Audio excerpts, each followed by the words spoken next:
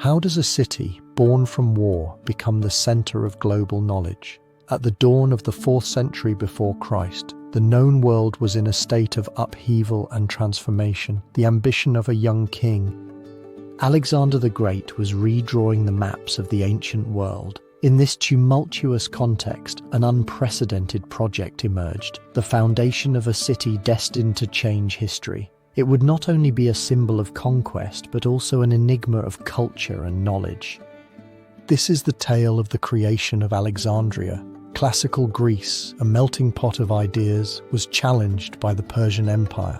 Alexander, having inherited the throne of Macedonia at the age of 20, aimed not only to conquer that vast empire, but also to forge a lasting legacy. His vision extended beyond the military. He sought to unify cultures. As he advanced into Egypt, he identified a strategic area on the Mediterranean coast, where the desert meets the sea. With a natural harbour and access to crucial trade routes, it was the perfect setting. In the year 331 before Christ, Alexander made the fundamental decision to establish his new metropolis there. The choice of site was a strategic decision that symbolized the meeting of East and West. The planning of the city was meticulous. Wide avenues were laid out, and imposing buildings were erected with a grid street system that facilitated circulation. But the true pillar of the city was its conception as a cultural melting pot designed to include diverse communities: Greeks, Egyptians, Jews, and Phoenicians. This planned diversity, however, posed an immediate challenge. How could this amalgamation of cultures coexist in harmony? The port of Alexandria quickly became one of the most important in the ancient world. Vessels arriving from the shores of Asia, Europe, and North Africa brought not only goods but also ideas, philosophies, and traditions. The city began to attract thinkers, scientists, and artists from all over, laying the foundations for what would become an unparalleled center of knowledge. However, the project faced a major challenge. As the city grew and prospered, the shadow of political instability loomed. Following the premature death of Alexander in the year 323 before Christ, his vast empire fragmented. Alexandria, his most cherished creation, was left orphaned by its founder, facing uncertainty in a tumultuous world. The question that arose was, would Alexander's vision survive its creator? The immediate impact of the foundation was undeniable. The city established itself as a vital port and a meeting point for the fusion of ideas.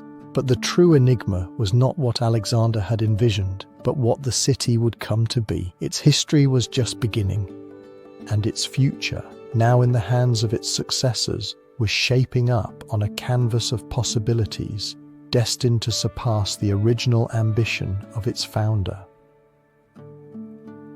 Thus concludes the first chapter of our journey through the history of Alexandria. In the next stage of this voyage, we will delve into the architectural wonders that defined its skyline, the Lighthouse of Alexandria, one of the 7 wonders of the ancient world, which would not only guide sailors on their journeys but also become a symbol of the power and magnificence of this emerging city.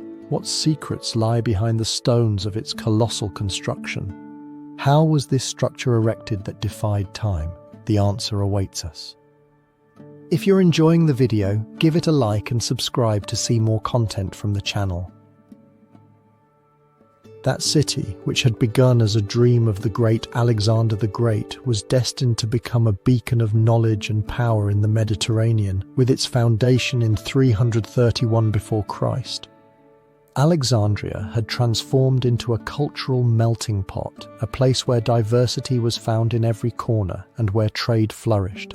However, the stability of this new metropolis was not assured. The ambitions of its leaders, the rivalries among powers, and the needs of its inhabitants began to create an environment in which symbols of power and protection were required. The history of the Lighthouse of Alexandria, one of the most iconic monuments of antiquity, is woven into this context of aspirations and challenges. At the heart of this dynamic stood Ptolemy I Soter, one of the closest generals to Alexander and the first pharaoh of the Ptolemaic Dynasty.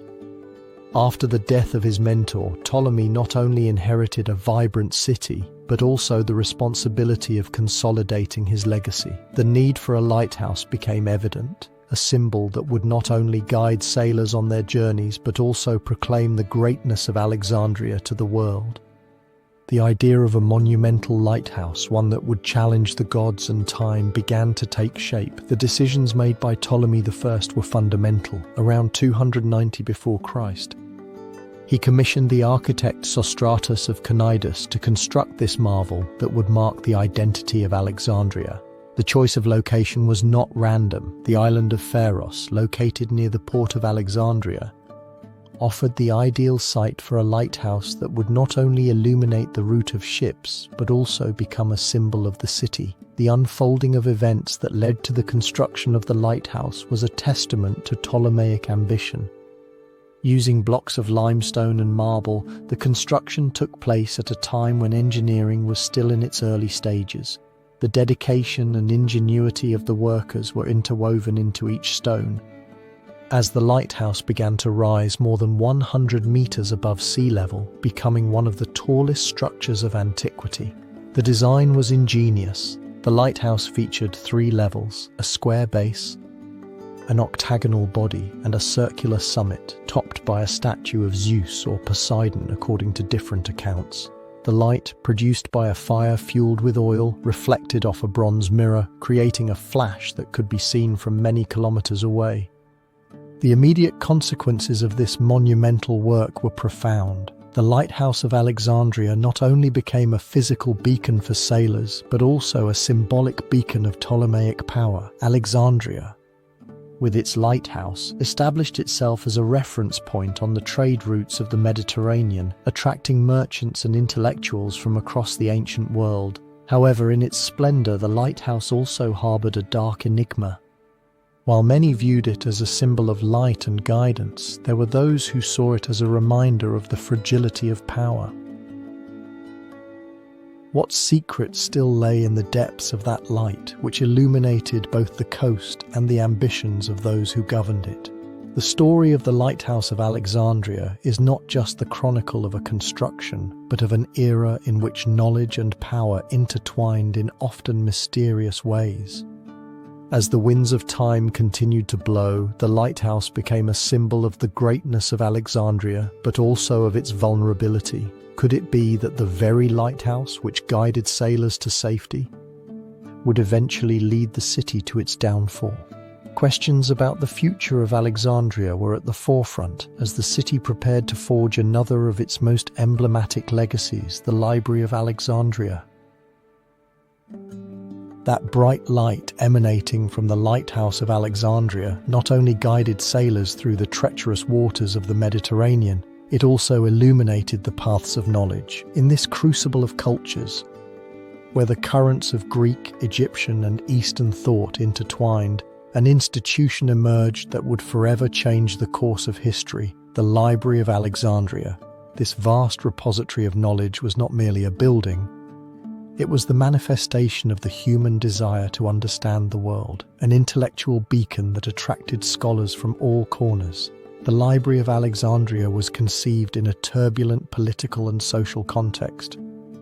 After the death of Alexander the Great in 323 before Christ, his empire fragmented and Egypt was taken over by the Ptolemaic Dynasty, established by Ptolemy I, one of his generals. This new regime focused not only on consolidating its political power, but also on elevating the cultural status of Alexandria. The city, which was already an important trading port, transformed into a center of learning, a refuge for those seeking knowledge and wisdom. But how was such a feat achieved? It was Ptolemy I who, driven by unbridled ambition and a vision of greatness, decided to found the library sometime around 283 before Christ. His goal was clear: to gather all the knowledge of the known world in one place. To achieve this, he spared no resources or efforts. He sent emissaries throughout his vast domain, from Greece to India, in search of manuscripts and literary works. The library did not limit itself to hosting Greek texts. It became a true literary mosaic, housing works from Egyptian, Babylonian, Persian authors and many more.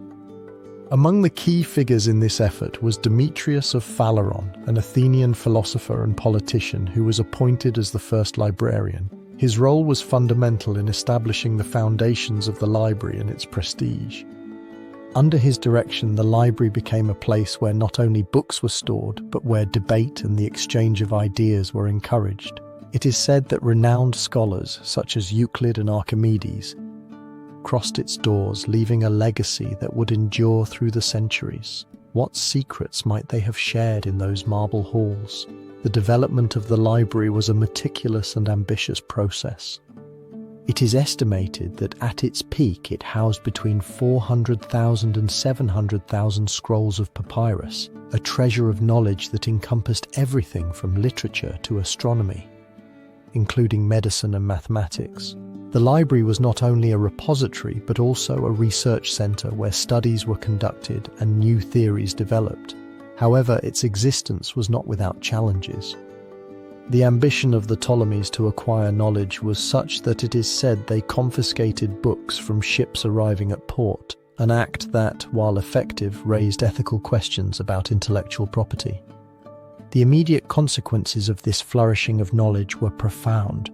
Alexandria became a magnet for thinkers and scientists, creating an intellectual community unmatched in the ancient world. The city thrived like never before, transforming into an epicenter of innovation, where the foundations of scientific and philosophical thought were laid that still resonate today. The influence of the library was not limited to its time.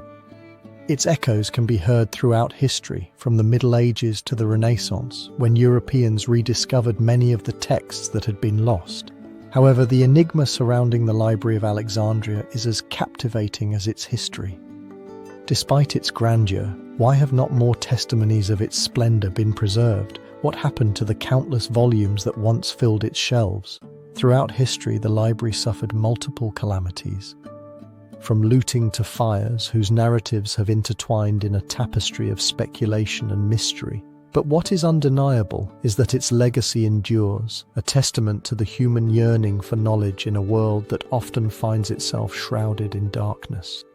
As the library solidified its position as the greatest center of knowledge in the ancient world, the Ptolemaic Dynasty entered a new era. The ambition of Ptolemy I not only transformed the culture of the city, but also laid the groundwork for the next phase of its history. As the shadows of the dynasty lengthened, the persistent question was, could the wealth of knowledge accumulated in the library withstand the forces of time and history?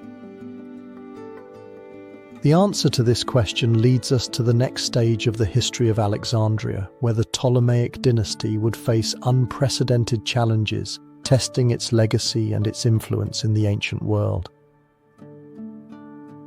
This tireless quest for knowledge and wealth would soon give way to a new chapter in the history of Alexandria, one that would transform the city into an epicenter of power and culture under the influence of the Ptolemaic dynasty.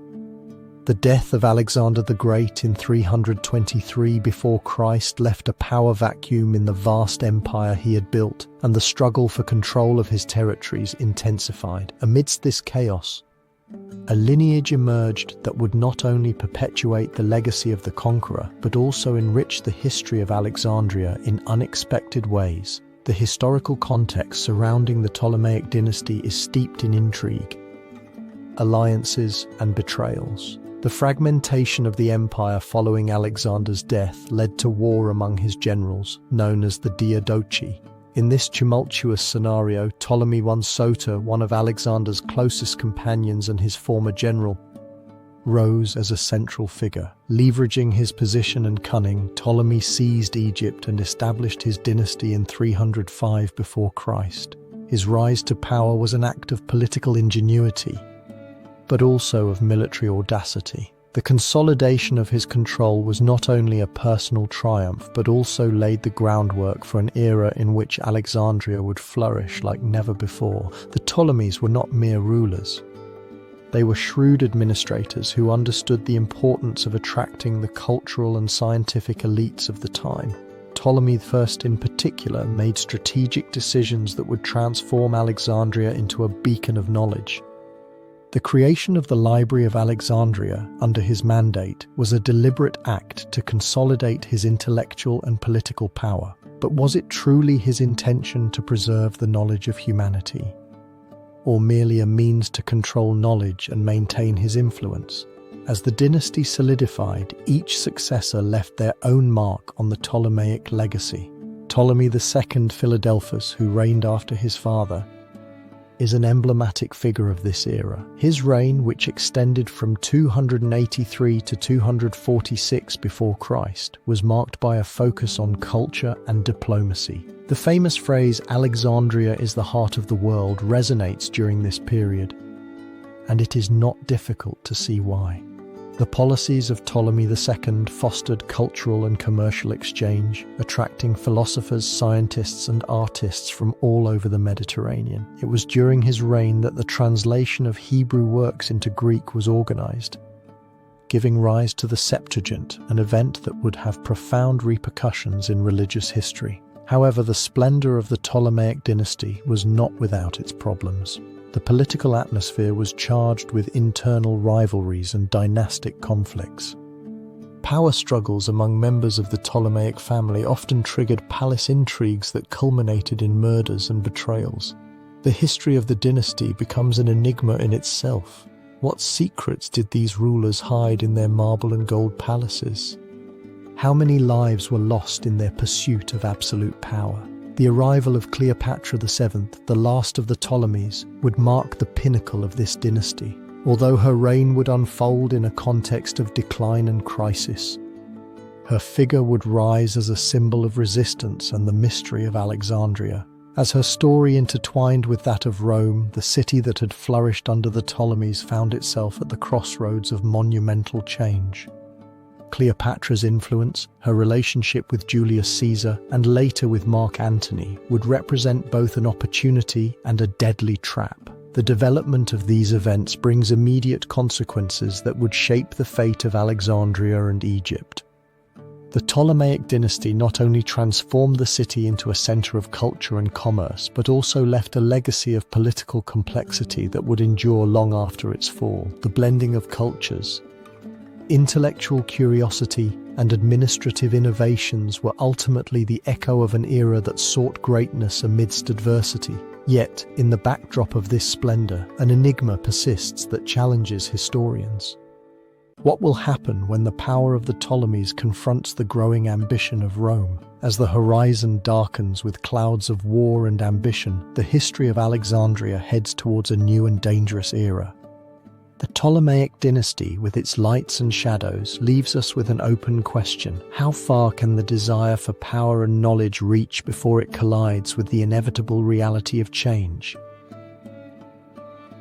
In the next stage of this journey, we will delve into the fascinating reign of Cleopatra, where her decisions and charisma will shape the fate not only of Alexandria, but of an entire world.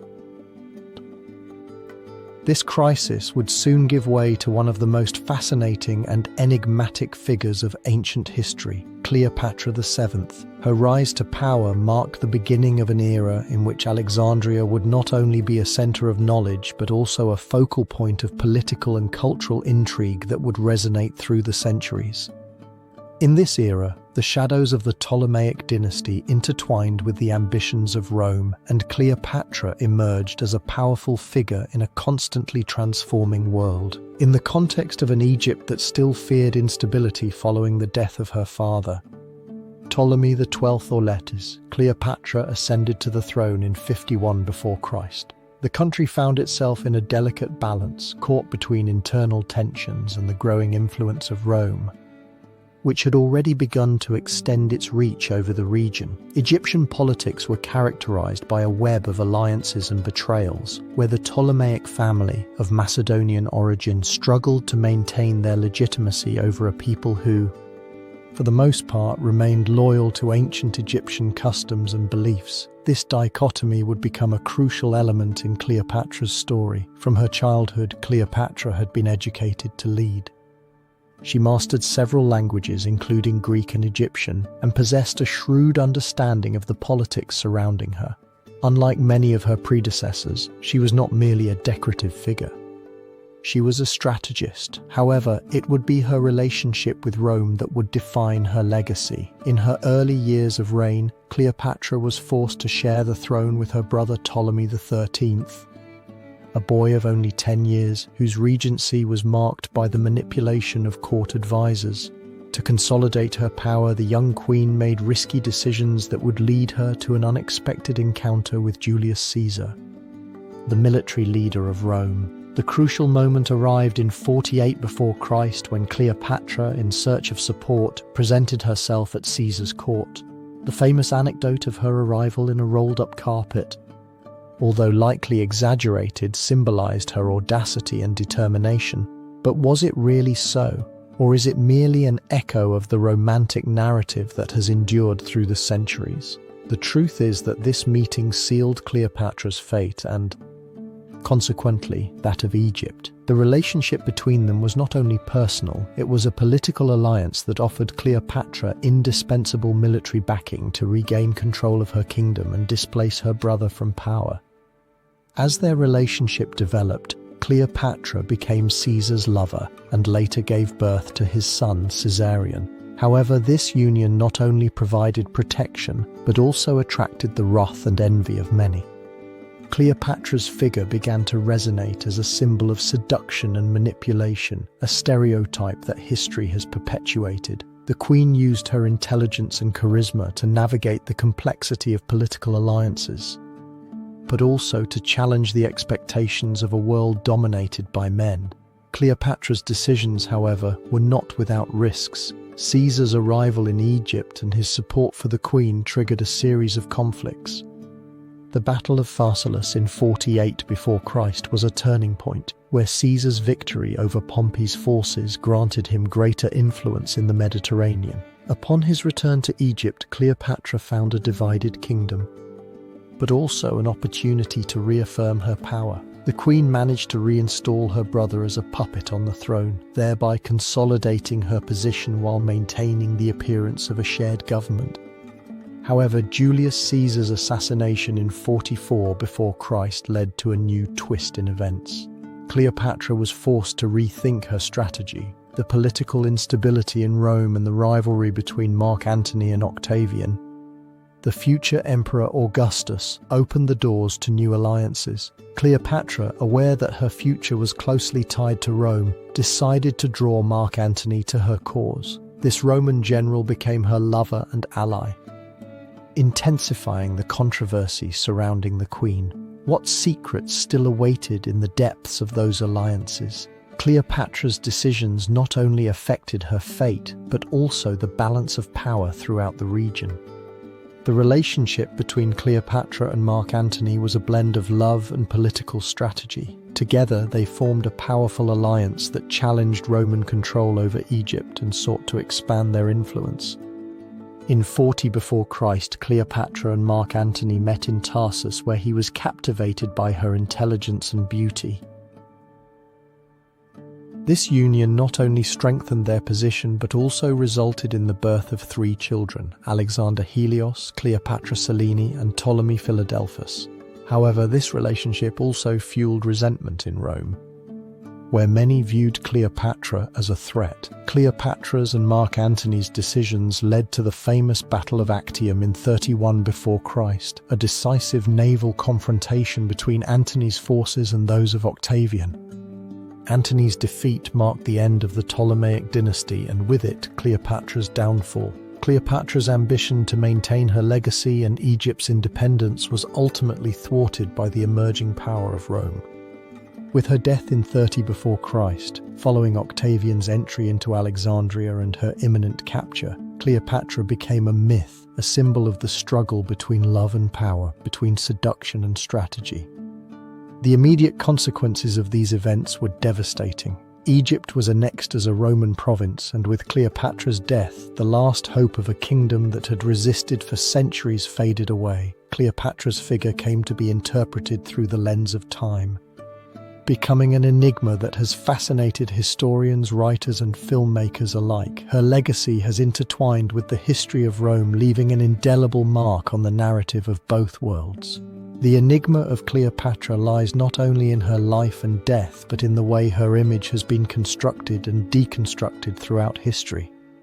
Was Cleopatra a great strategist or merely a victim of circumstances? Was she a queen fighting for her country or a manipulator seducing powerful men for her own benefit? The answers to these questions remain a mystery. As the history of Alexandria moves toward Roman conquest, the echo of Cleopatra persists in the shadows of her city, a figure that defies time and whose influence is still felt in the collective imagination. With the arrival of Octavian and his firm control over Egypt, the fate of Alexandria becomes even more intertwined with the vast Roman Empire, marking the beginning of a new chapter in its rich and tumultuous history.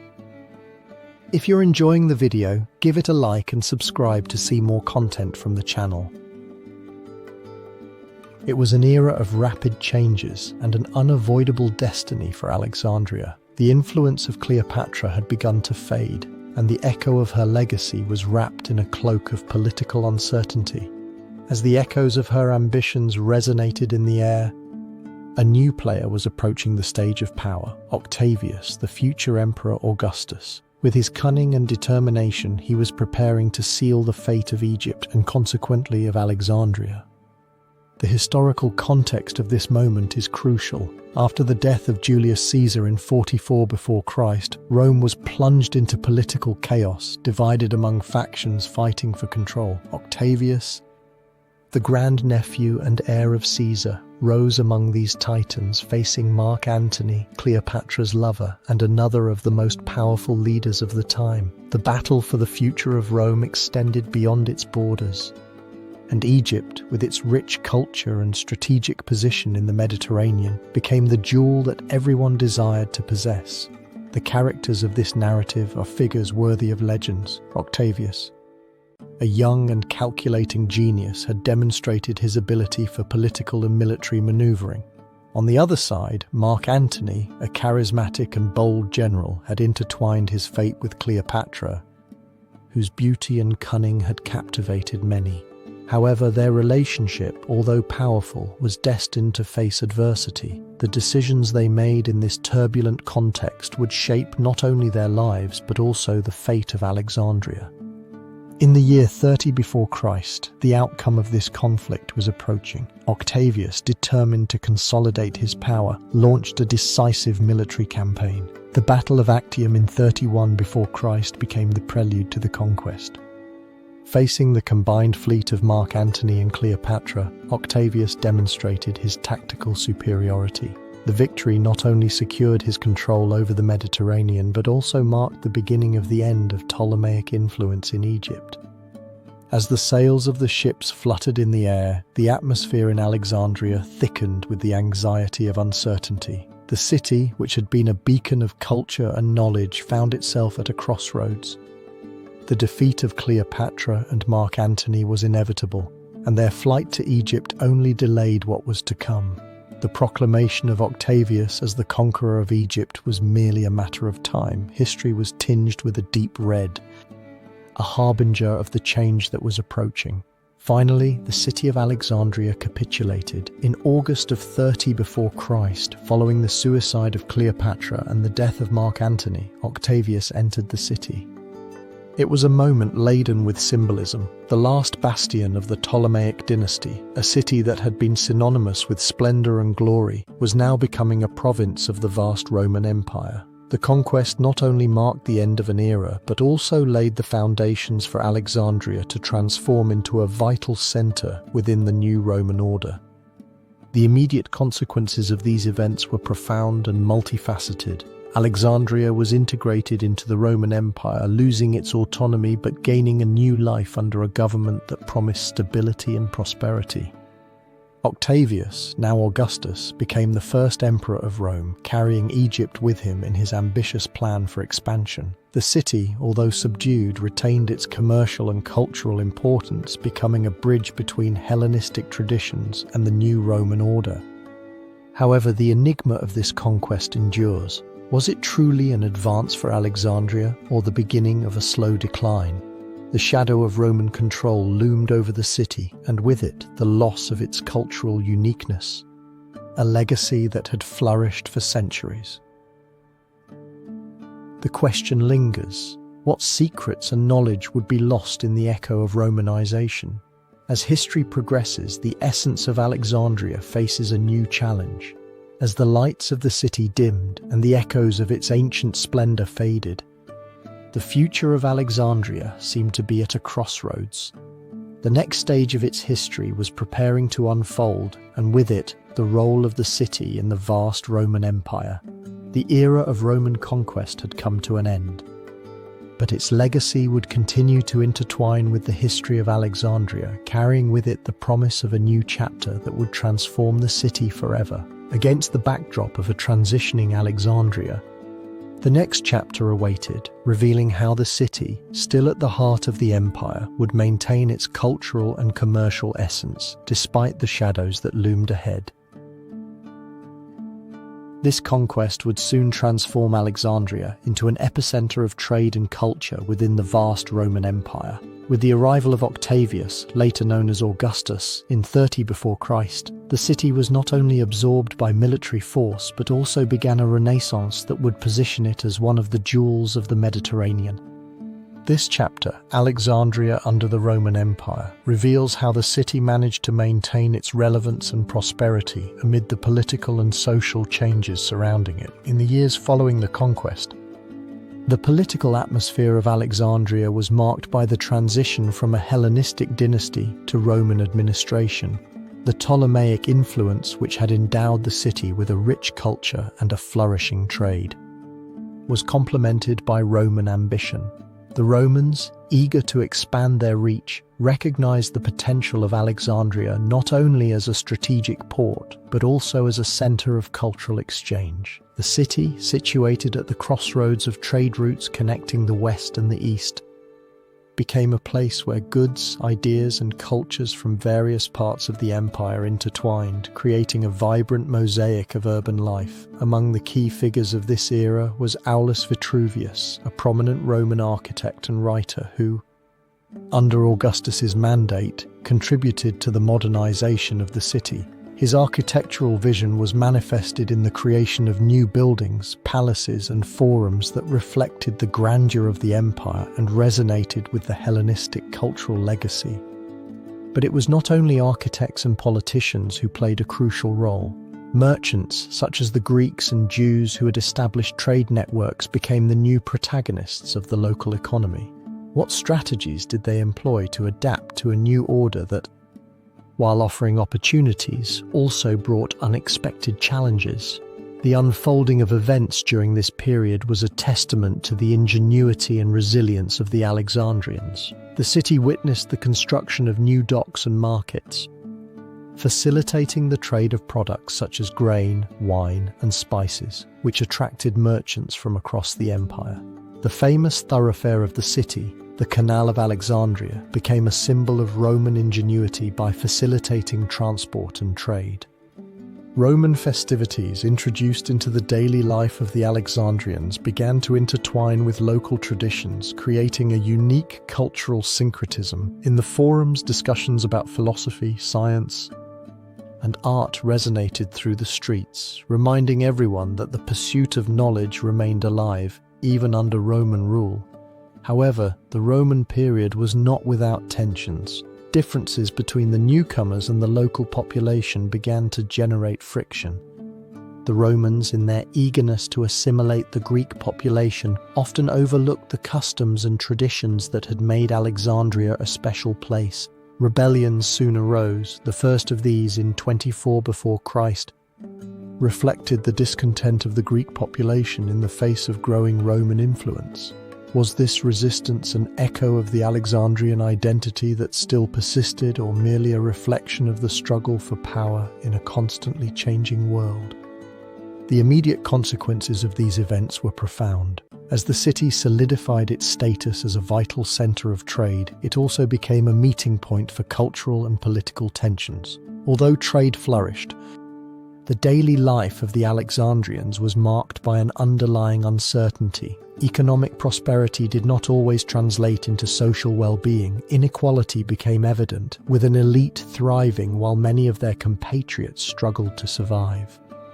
The blend of cultures, while enriching, also posed challenges to social cohesion. Yet there remains a riddle that persists in the chronicles of this time. How could Alexandria, amid these tumultuous changes, maintain its status as a beacon of knowledge and culture, the Library of Alexandria? Although facing external and internal threats, continued to be a symbol of the quest for knowledge. However, the future of this legendary institution began to appear bleak, foreshadowing an uncertain fate. What secrets still awaited in the depths of its shelves, and what stories would be lost forever? The transition to the next chapter appears natural and necessary, with the library facing challenges that threatened its existence. Alexandria was preparing for a period of loss and transformation. Thus, the city, which had shone brightly under Roman influence, would enter an era of uncertainties, leaving behind a legacy that would still resonate through the centuries. This crisis would soon manifest with the echo of a grim destiny: the decline of the Library of Alexandria. This emblematic institution, a symbol of knowledge and wisdom of the ancient world, stood on the brink of its tragic end. As Alexandria integrated into the vast Roman Empire, political tensions and internal struggles began to erode the stability that had once nurtured its cultural development. The shadows of war and looting loomed ever closer, and the library, which had been a beacon of scholarship, became a target for those seeking to exploit its wealth. In the 1st century before Christ, the library had reached its peak, housing hundreds of thousands of scrolls containing the knowledge of entire civilizations. However, the greatness of this legacy could not conceal the vulnerability of the environment that sustained it. The arrival of Octavian and his conquest of Egypt in 30 before Christ would mark the beginning of a period of drastic change. The library, in its essence, represented the ancient Hellenistic world, and with the Roman expansion, its relevance began to fade into a sea of new cultural influences. Among the actors in this tragedy was Julius Caesar, whose interest in Egypt and his relationship with Cleopatra VII led him to become involved in local politics. His presence in Alexandria brought both opportunities and conflicts. In 48 before Christ, a devastating fire, likely ignited during the Roman civil wars, consumed part of the library. It is said that, in the attempt to take the city, the flames devoured an irreparable portion of its vast content. How could a symbol of knowledge be reduced to ashes amid a struggle for power? Despite this outcome, the library managed to recover, albeit slowly. However, the damage was done. The loss of irreplaceable texts and scrolls left a deep wound in its reputation and its ability to attract the brightest minds of the world. During the following century, the situation in Alexandria became even more precarious. Internal struggles among the various Roman factions resulted in increased instability. The library, although still a center of knowledge, found itself threatened by the rise of new religious and philosophical currents that questioned its authority. One of the essential figures of this era was Aulus Gellius, a scholar who attempted, through his work, to preserve what remained of ancient knowledge. However, his efforts were overshadowed by the growing power of Christianity, which, under the leadership of figures such as Athanasius of Alexandria, began to gain followers and redefine the cultural landscape of the city. The tension between pagans and Christians intensified, and the library found itself caught in the crossfire of this ideological war. Could a temple of knowledge survive in a world where dogma began to prevail over reason? In the 3rd century, the decline of the library became even more pronounced. The crisis of the Roman Empire manifested on multiple fronts: invasions, revolts, and an economic collapse that affected both public institutions and the daily lives of citizens. Looting became common, and the library, which had once been a bastion of wisdom, became an attractive target for plunderers. As time passed, the echo of the teachings and knowledge that had resonated on its shelves faded, leaving only a trail of shadows. The culminating events of this dark period unfolded between 391 and 395 after Christ, when the patriarch Theophilus of Alexandria made the decision to destroy the Serapeum, a temple that housed part of the library's collection. This act, seen as a triumph of Christianity over the ancient pagan religion, had devastating repercussions. Could faith truly justify the destruction of a legacy that belonged to all humanity? The Serapeum, which had survived so many adversities, was stripped of its grandeur, and with it, the last remnants of the Library of Alexandria. The immediate consequences of these events were profound. Not only was an invaluable repository of knowledge lost, but a dangerous precedent was also set. Knowledge could be destroyed not only by the flames of a fire, but also by intolerance and ignorance. The library, which had been a symbol of the pursuit of knowledge, became a distant memory in the collective consciousness of a civilization entering a new era. The enigma that remains after this narrative is deep and disturbing. What other secrets, works, and wisdom were lost in the flames and vandalism? How many voices of ancient thinkers, how many revolutionary ideas were swallowed by silence? The Library of Alexandria, once a beacon of hope, faded into the mists of history, leaving behind not only a void, but also a question that endures through the centuries. Thus, the decline of the Library of Alexandria was not merely the loss of a collection of texts, but a symptom of a broader change in the dynamics of power and knowledge in the ancient world. The arrival of Christianity, with its drive for conversion and unification of beliefs, intertwined with the disappearance of a legacy that encompassed multiple cultures and thoughts. The shadow of the library would extend even further, marking the path toward Christianity in Alexandria, which would transform not only religious life but also the very culture of the city. What secrets still awaited in the depths of this transformation? In the next chapter, we will delve into how Christianity began to flourish in Alexandria, leaving an indelible mark on its history. This crisis would soon open the doors to a mystery that would forever change the face of Alexandria. In the 1st century, as the Roman Empire expanded, the city found itself at a crossroads, where Hellenistic culture and Roman influence began to intertwine with a new religious current that promised to redeem souls and transform power structures. Christianity. The political atmosphere was tense, with Roman authority consolidating, yet also in crisis, facing internal and external challenges. In this context, Alexandria, with its cultural and religious diversity, became the perfect stage for the dissemination of revolutionary ideas. Ancient polytheistic traditions were losing strength, leaving fertile ground for new beliefs to flourish. The struggle for spiritual power began to intensify, and the echo of Jesus' teachings resonated in the corners of the city, attracting followers and opponents alike. Among the key figures of this period was the Apostle Mark, who, according to tradition, was the first evangelizer of Alexandria. His arrival marked the beginning of the Christianization of the metropolis, and it was through his teachings that many began to see in Christianity a hope against Roman oppression and cultural decay. Mark not only brought with him the Word of God, but also a new sense of community and belonging that attracted various social classes, from the elites to the most disadvantaged. But who was this man who dared to challenge the empire? The decisions of Mark and other leaders of the Christian community, such as Clement of Alexandria, were fundamental in this process.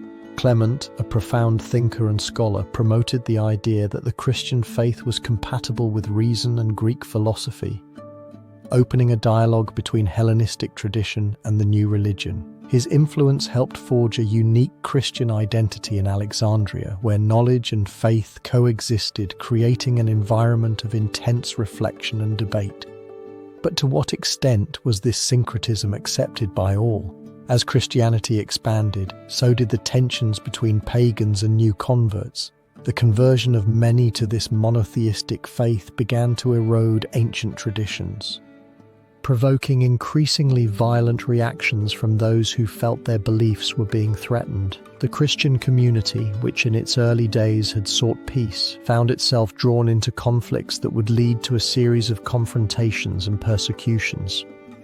Violence became a dull echo in the streets of Alexandria, where religious fervor clashed with old beliefs and established power. The immediate consequences of this religious transformation were profound. The cultural life of Alexandria, once dominated by philosophy and science, began to lose its luster under the shadow of religious conflict.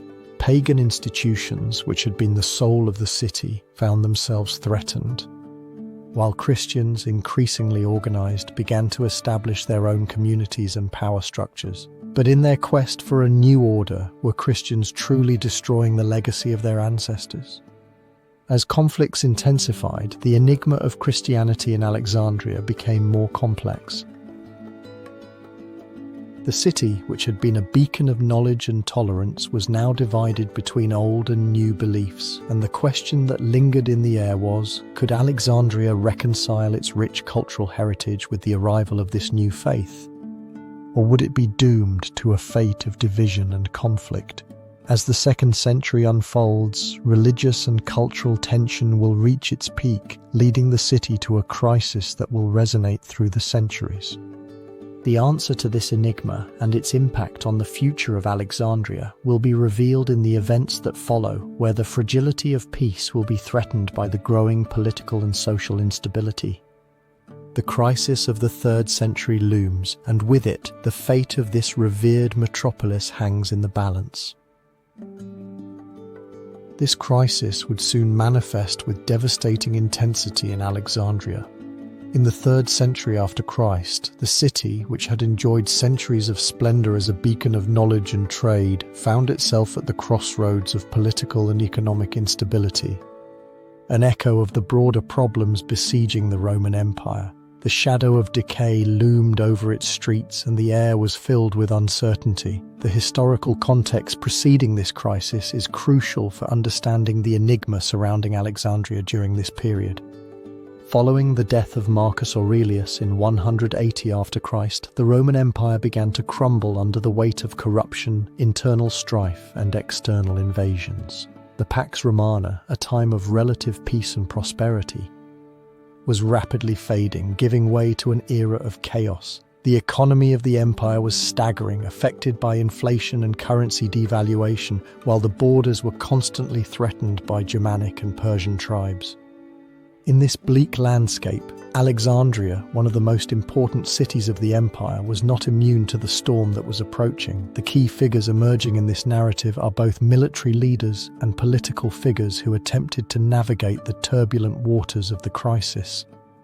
Among them stands out Emperor Decius, who ruled from 249 to 251 after Christ. His rise to power coincided with a period of intense instability, and although his intention was to restore the greatness of the empire, his decisions often only served to exacerbate tensions.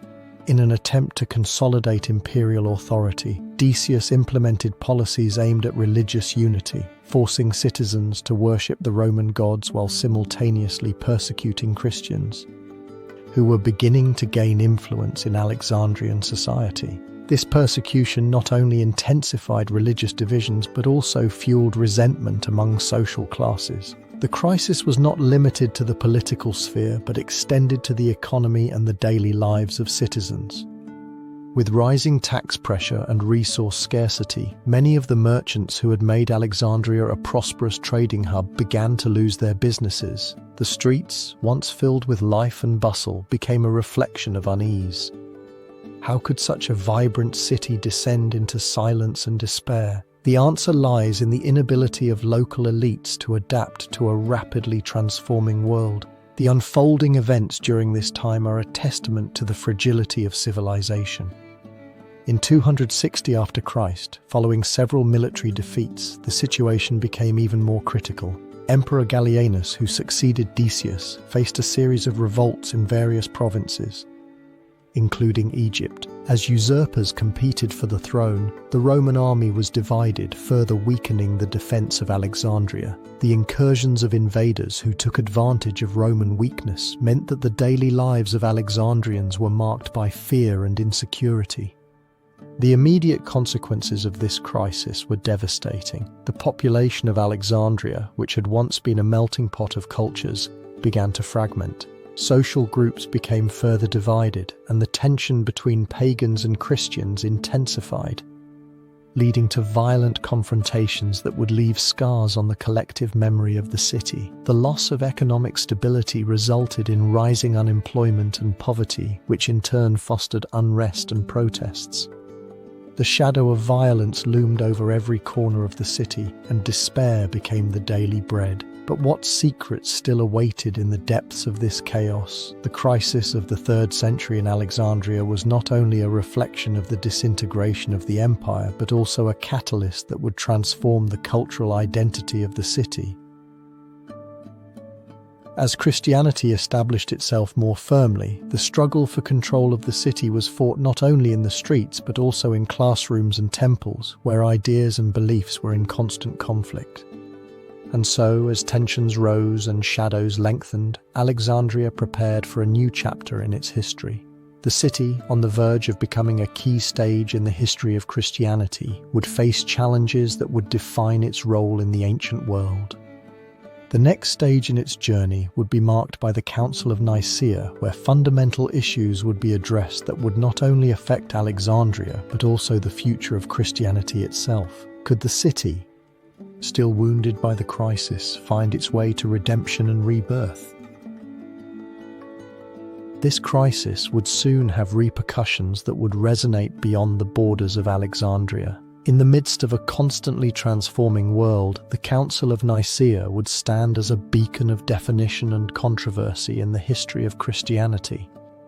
In the year 325 after Christ, the city was immersed in a sea of theological and political disputes that culminated in an assembly of bishops convened by Emperor Constantine I.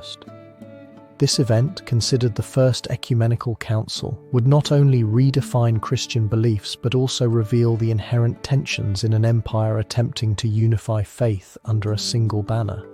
The historical context of Alexandria at this time is crucial for understanding the magnitude of the council. The city, a jewel of the Mediterranean, was a melting pot of cultures and religions. Since its founding, it had been a center of learning and dialogue, where Greek philosophy intertwined with Egyptian wisdom and Eastern beliefs. However, Christianity, which had begun as a small movement within Judaism, had gained ground in this diverse environment, generating both fervor and resistance. The growing popularity of the new faith had begun to challenge ancient traditions, creating an atmosphere of tension that was palpable in the air. As the Roman Empire faced external and internal crises, Constantine, in his quest for stability, saw in Christianity an opportunity to consolidate his power. His personal conversion to Christianity was a turning point that would mark the fate of the religion in the empire. However, his attempt to unify the diverse Christian beliefs proved to be a thorny path. The question of the nature of Christ in particular became a hot topic.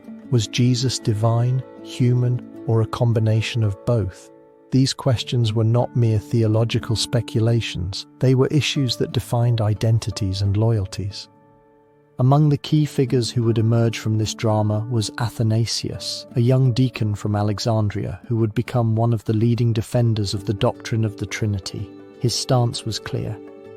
The divinity of Christ was undeniable and must be affirmed. In contrast, Arius, a presbyter from Alexandria, advocated a view that denied the co-eternity of Christ with the Father, suggesting that Jesus was a created being, which led to the foundations of fierce opposition. Both men, with their opposing visions, embodied the struggle for the soul of Christianity, each seeking to draw bishops and faithful to their cause. The Council of Nicaea took place in an atmosphere of expectation and pressure. In the great Basilica of Nicaea, bishops from across the empire gathered, some travelling thousands of kilometres, drawn by the promise of a more united future.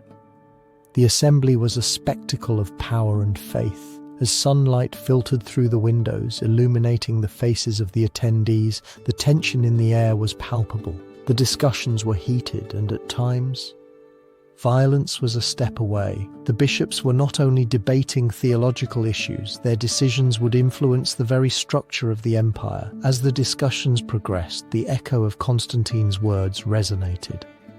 Peace is the most important.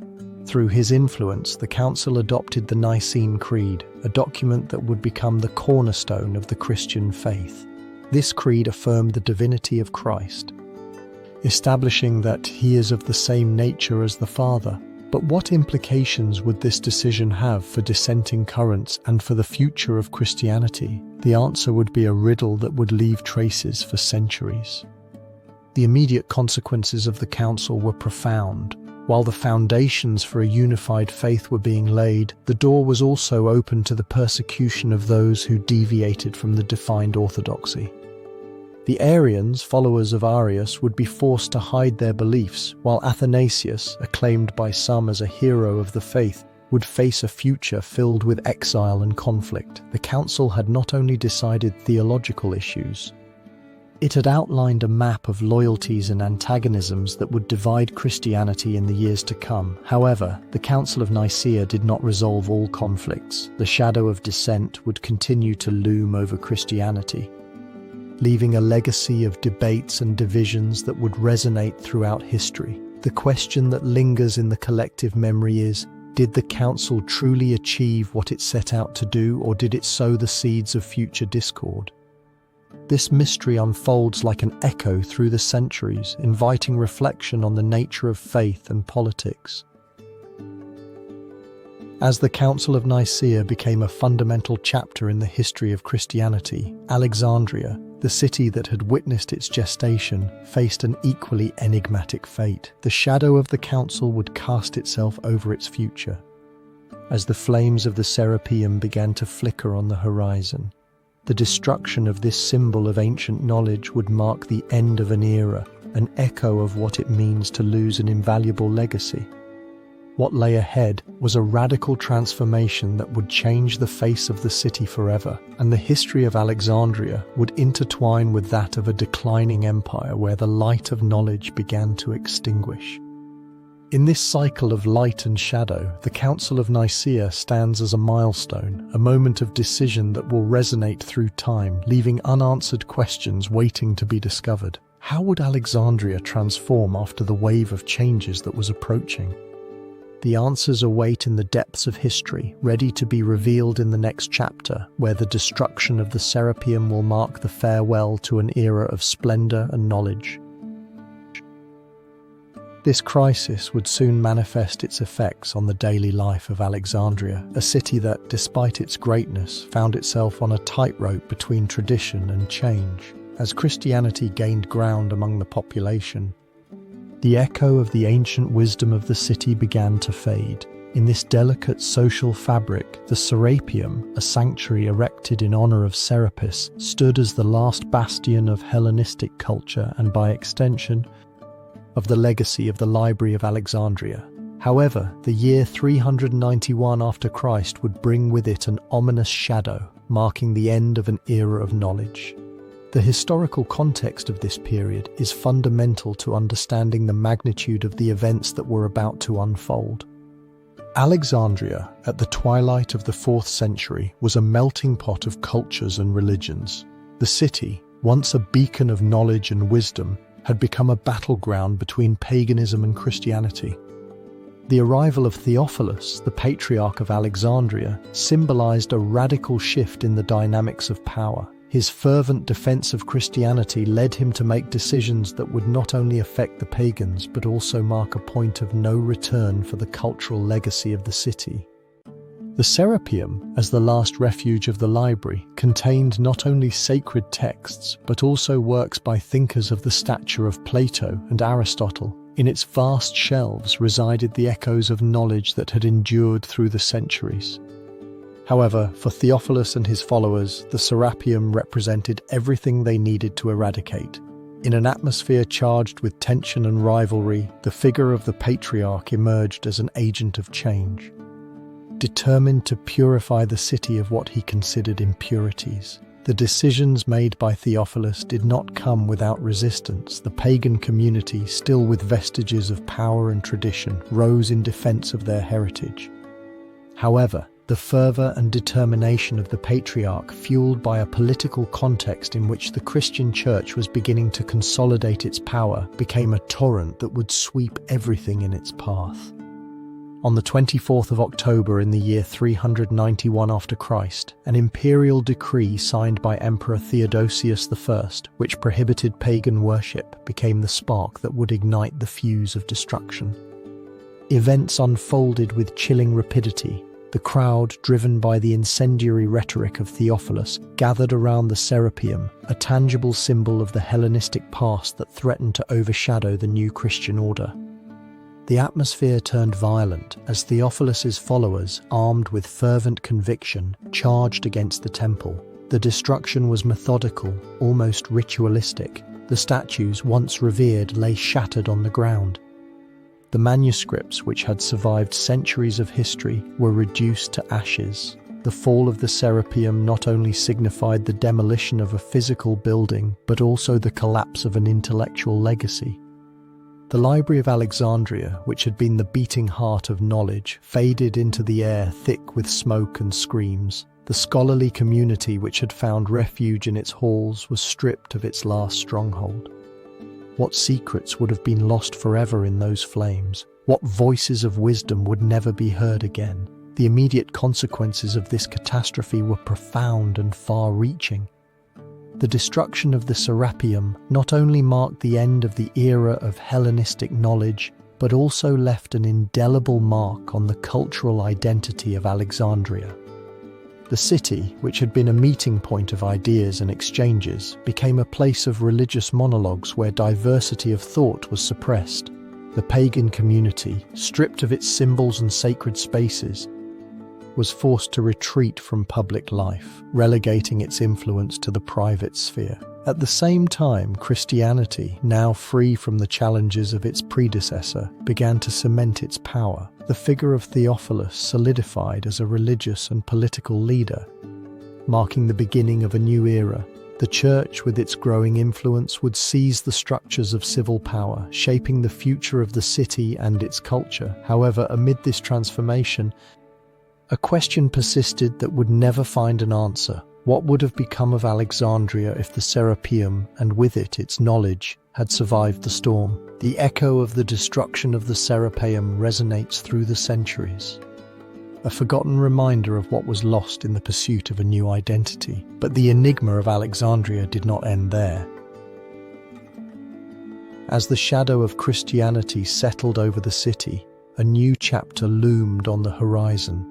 The history of Alexandria was moving toward a new stage, and with it, the fate of the city intertwined with that of an emerging empire. The transition to Byzantine rule loomed on the horizon, heralding even deeper changes. How would Alexandria adapt to these new times? Would it be able to rise from its ashes, or would it become a distant echo of its past splendor? History awaited to reveal it. This crisis would soon transform into a new era for Alexandria, a city that, although it had already lost part of its splendor, was preparing to become a stronghold of the Byzantine Empire. In the 4th century after Christ, following the fall of the Western Roman Empire, the Mediterranean world was in a state of transition. The influence of Alexandria, once unbreakable, began to fade, while the shadow of the new empire loomed over its lands. The historical context surrounding this period was complex. The division of the Roman Empire into two halves, the Western, which was crumbling, and the Eastern, which was consolidating as the Byzantine Empire, marked a paradigm shift. Alexandria, which had been a jewel of the ancient Greco-Roman world, faced a series of transformations that would affect its status and identity. In this new scenario, the city became a center of great administrative and military importance. But at the same time, its cultural and economic influence began to diminish in the face of other emerging cities. Emperor Constantine I, known for his fundamental role in the consolidation of Christianity, outlined the future of the empire in his famous city of Constantinople, which would become the new capital. This move meant that Alexandria, although it remained a strategic port and an important center of trade, began to be seen as an echo of the past. The legacy of its library and its lighthouse, although still resonant, lost strength in the face of the advance of a new order. Amid this transformation, key figures emerged in the history of Alexandria. One of them was Theophilus, the Patriarch of Alexandria, who became a fervent defender of Orthodox Christianity. His leadership not only influenced the religious life of the city, but also marked the beginning of a conflict between the various currents of thought that coexisted in the region. The decisions of Theophilus and his attitude towards the ancient pagan traditions and Hellenistic cults provoked tensions that would resonate throughout the centuries. The development of events during this period was tumultuous. With the arrival of the 5th century, Alexandria became embroiled in a series of conflicts and confrontations that weakened it. The dispute between Christians and pagans intensified, culminating in the destruction of the Serapeum, an important temple dedicated to the god Serapis in the year 391 after Christ. This act, instigated by the religious fervor of Theophilus and backed by imperial authority, symbolized the struggle for the soul of the city. However, what price would this victory have for the future of Alexandria? The loss of the Serapeum was a devastating blow, not only for the pagans who still venerated their ancient beliefs, but also for the cultural identity of Alexandria. The city, which had been a melting pot of ideas and knowledge, began to be perceived as a bastion of a new dogma, relegating its rich heritage to oblivion. With the disappearance of pagan cults, many of the traditions and practices that had defined its character for centuries also faded away. The immediate consequences of these events were profound. Alexandria, under Byzantine rule, was forced to adapt to a reality in which Christian orthodoxy became the norm. The city continued to be an important trading port, but its role as a center of knowledge and culture began to erode. Scholars who once flocked to its classrooms and libraries now dispersed, seeking refuge in other cities that offered a more favorable environment for free thought. As Byzantine power consolidated, Alexandria faced a dilemma. Could it reinvent itself in a world where the shadows of the past continued to loom? The city, which had been a beacon of wisdom and culture, now found itself at a crossroads. While the echoes of its ancient glory resonated in the streets, a new mystery loomed over its future. The legacy of its past remained alive. But what new truths lay hidden in the depths of its history? With the arrival of the following centuries, the fate of Alexandria would become even more uncertain. The city, which had been a melting pot of cultures and a vital center of knowledge, was preparing to face a radical change. Could it survive the growing pressure of the Muslim world that loomed on the horizon? The answer would be revealed in the imminent events that would lead to the Islamic conquest of the city in the year 641 after Christ, marking the beginning of a new era in which Alexandria would have to fight to find its place in a constantly transforming world. If you're enjoying the video, give it a like and subscribe to see more content from the channel.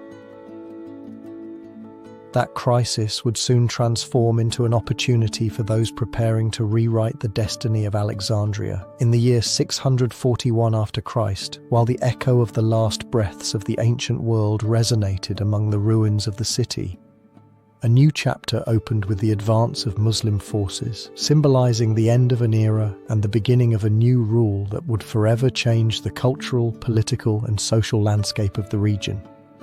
In the context of an Alexandria worn down by centuries of instability, the political sphere was marked by the disintegration of the Byzantine Empire. Since the 4th century, the city had witnessed a slow but inexorable loss of power, exacerbated by the pressure from various local factions and the growth of religious movements. The arrival of Islam, a phenomenon that had begun on the Arabian Peninsula, promised a new order amid the chaos.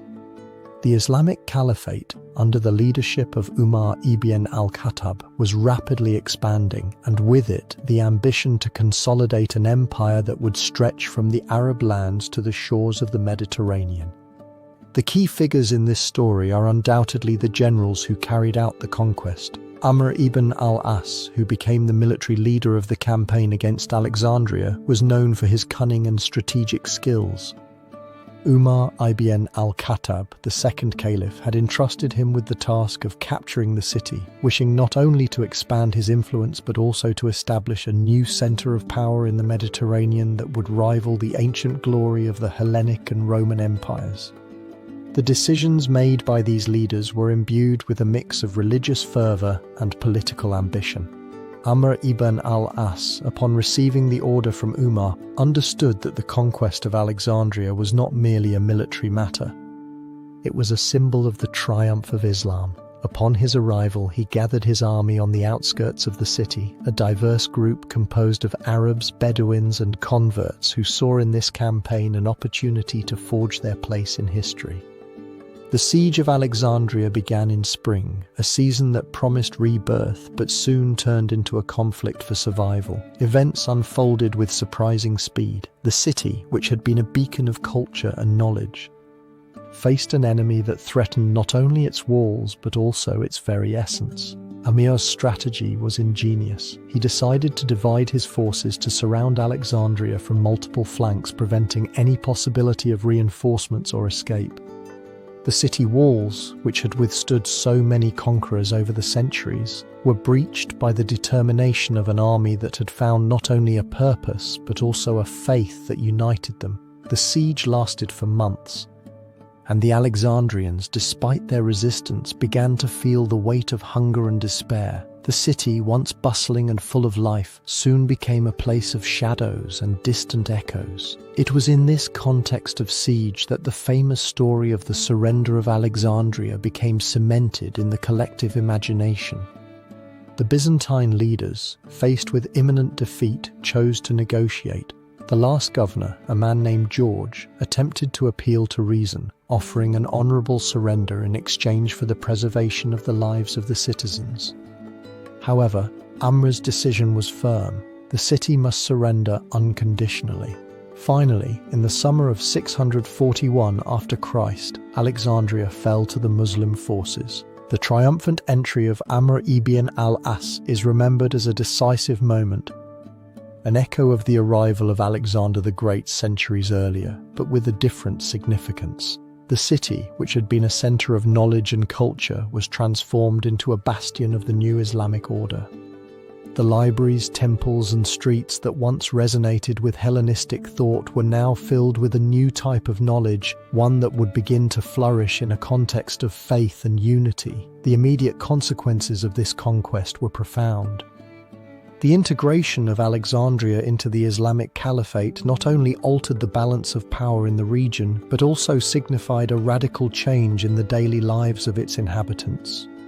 The Byzantine administrative system was replaced by one that prioritized religious and cultural cohesion, uniting the diverse communities under the banner of Islam. The Arabic language began to flourish, and with it, a new literary and scientific tradition that, although different from that of its predecessors, promised an equally significant legacy. However, the enigma that persists in the history of the conquest of Alexandria is the fate of its vast cultural heritage. What secrets were lost in the haze of war? What works, what knowledge faded into the air, taking with them the essence of a civilization that had shone so brightly? These questions remain open, like echoes resonating in the minds of those who study the history of the city. As the dust of battle settled, Alexandria began to adapt to its new role under Islamic rule, a process that would be explored in the next chapter. The city not only survived the conquest but also found ways to reinvent itself, leaving behind its Hellenistic legacy while embracing a future full of possibilities. What transformations would take shape in its streets, in its people, under the shadow of a new empire? The history of Alexandria, always in motion, was about to reveal an unexpected renaissance. That conquest would soon transform Alexandria into a place where the echo of the past intertwined with new realities.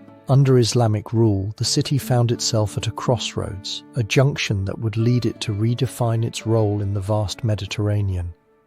The shadows of its Hellenistic glory were slowly fading, but its essence remained alive, adapting to a new world where trade, culture, and religion converged at a single point. The historical context of this transformation occurred at a time when the Islamic Caliphate was expanding vigorously.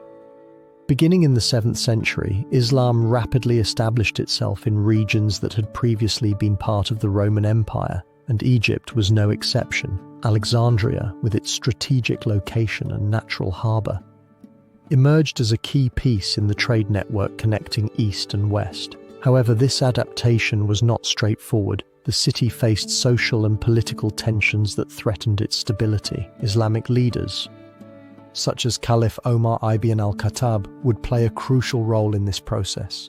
Omar, a man of vision and determination, understood that Alexandria not only represented an important economic center, but also a cultural legacy that needed to be preserved. His decision to integrate the city into the new Islamic order was monumental, but how could one balance the Greek cultural heritage with a new Islamic identity? This question would become a constant dilemma. As Islamic rule took hold, the city began to flourish once again. Arab, Persian, and other cultural merchants started to arrive, bringing with them new products, ideas, and knowledge. The streets of Alexandria filled with renewed bustle. The old structures adapted to new functions. The ancient library, which had been a symbol of knowledge, became a meeting point for scholars from diverse traditions. The echo of the voices of Plato and Aristotle mingled with the teachings of the Quran, creating a vibrant cultural exchange. Yet despite this effervescence, the legacy of the city remained marked by loss. The Library of Alexandria had been destroyed, and with it, much of the knowledge accumulated over centuries. However, the spirit of knowledge had not entirely disappeared. The new Islamic rulers encouraged the establishment of educational institutions that, although different in their approach, preserved the love for learning.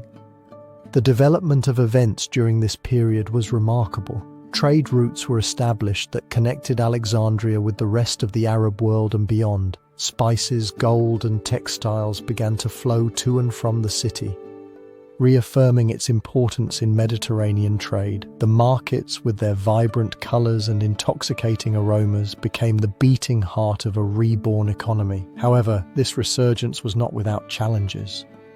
The coexistence of different communities, Muslims, Christians, and Jews, generated tensions that often erupted into conflict. The question that hung in the air was, could Alexandria maintain its pluralistic character in a world that seemed increasingly divided?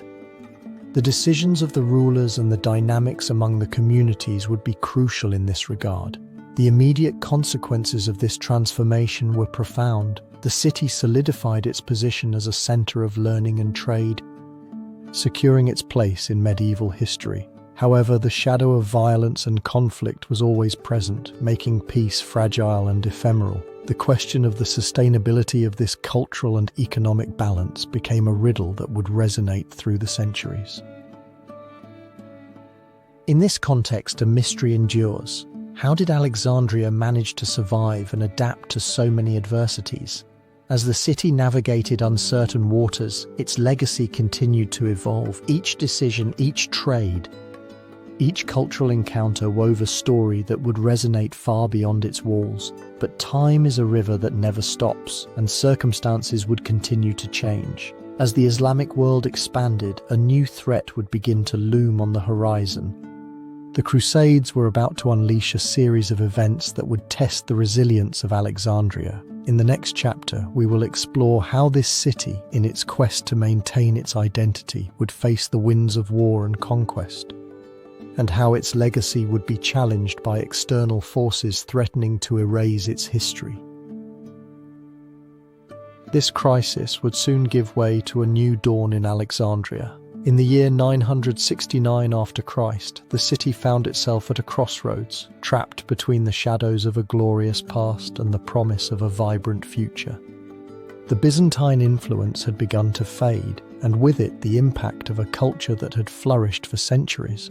However, a new force was emerging on the horizon, the Fatimid Dynasty, which would bring with it a cultural and economic renaissance, transforming Alexandria into an epicenter of knowledge and innovation. The political context of this period was marked by the fragmentation of power in the Islamic world.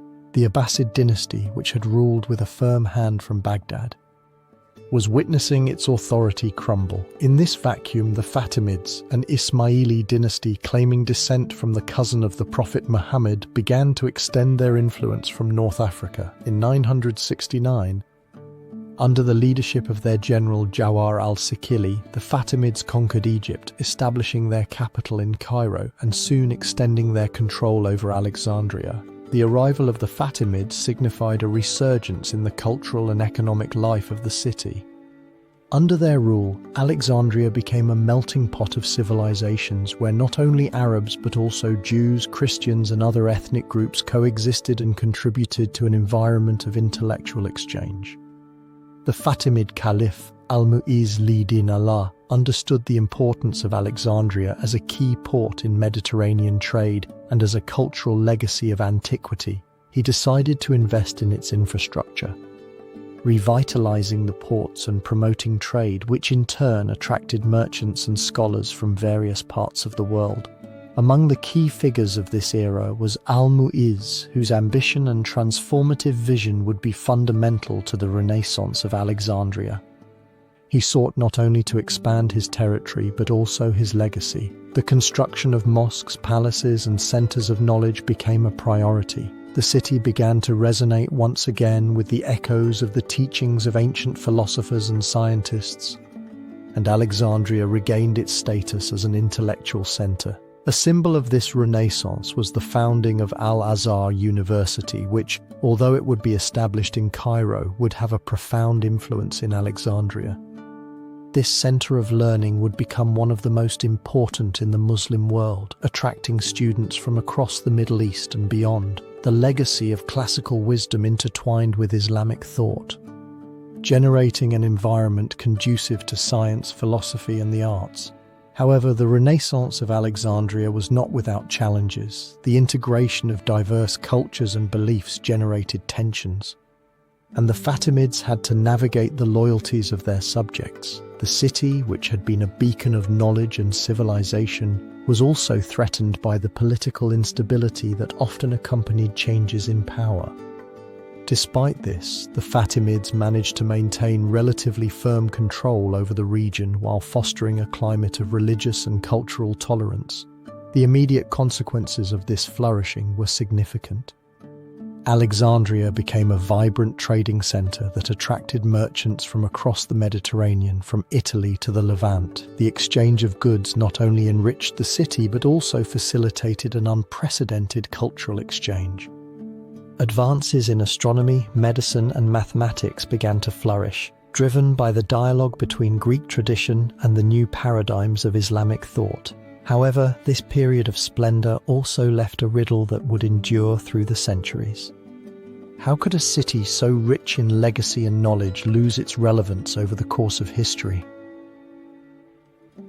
The answer to this mystery seems intertwined with the fluctuations of power and economy, as well as the changes in the religious and cultural dynamics that would mark the years to come. The Fatimids, despite their achievements, faced the constant threat of the Crusaders and the pressure from other emerging powers seeking to expand their territories. The question that resonates in the halls of history is, could Alexandria have maintained its status and relevance in a transforming world, or was it destined to become a shadow of what it once was? As the echo of the Fatimid Dynasty faded, a new crisis was brewing on the horizon.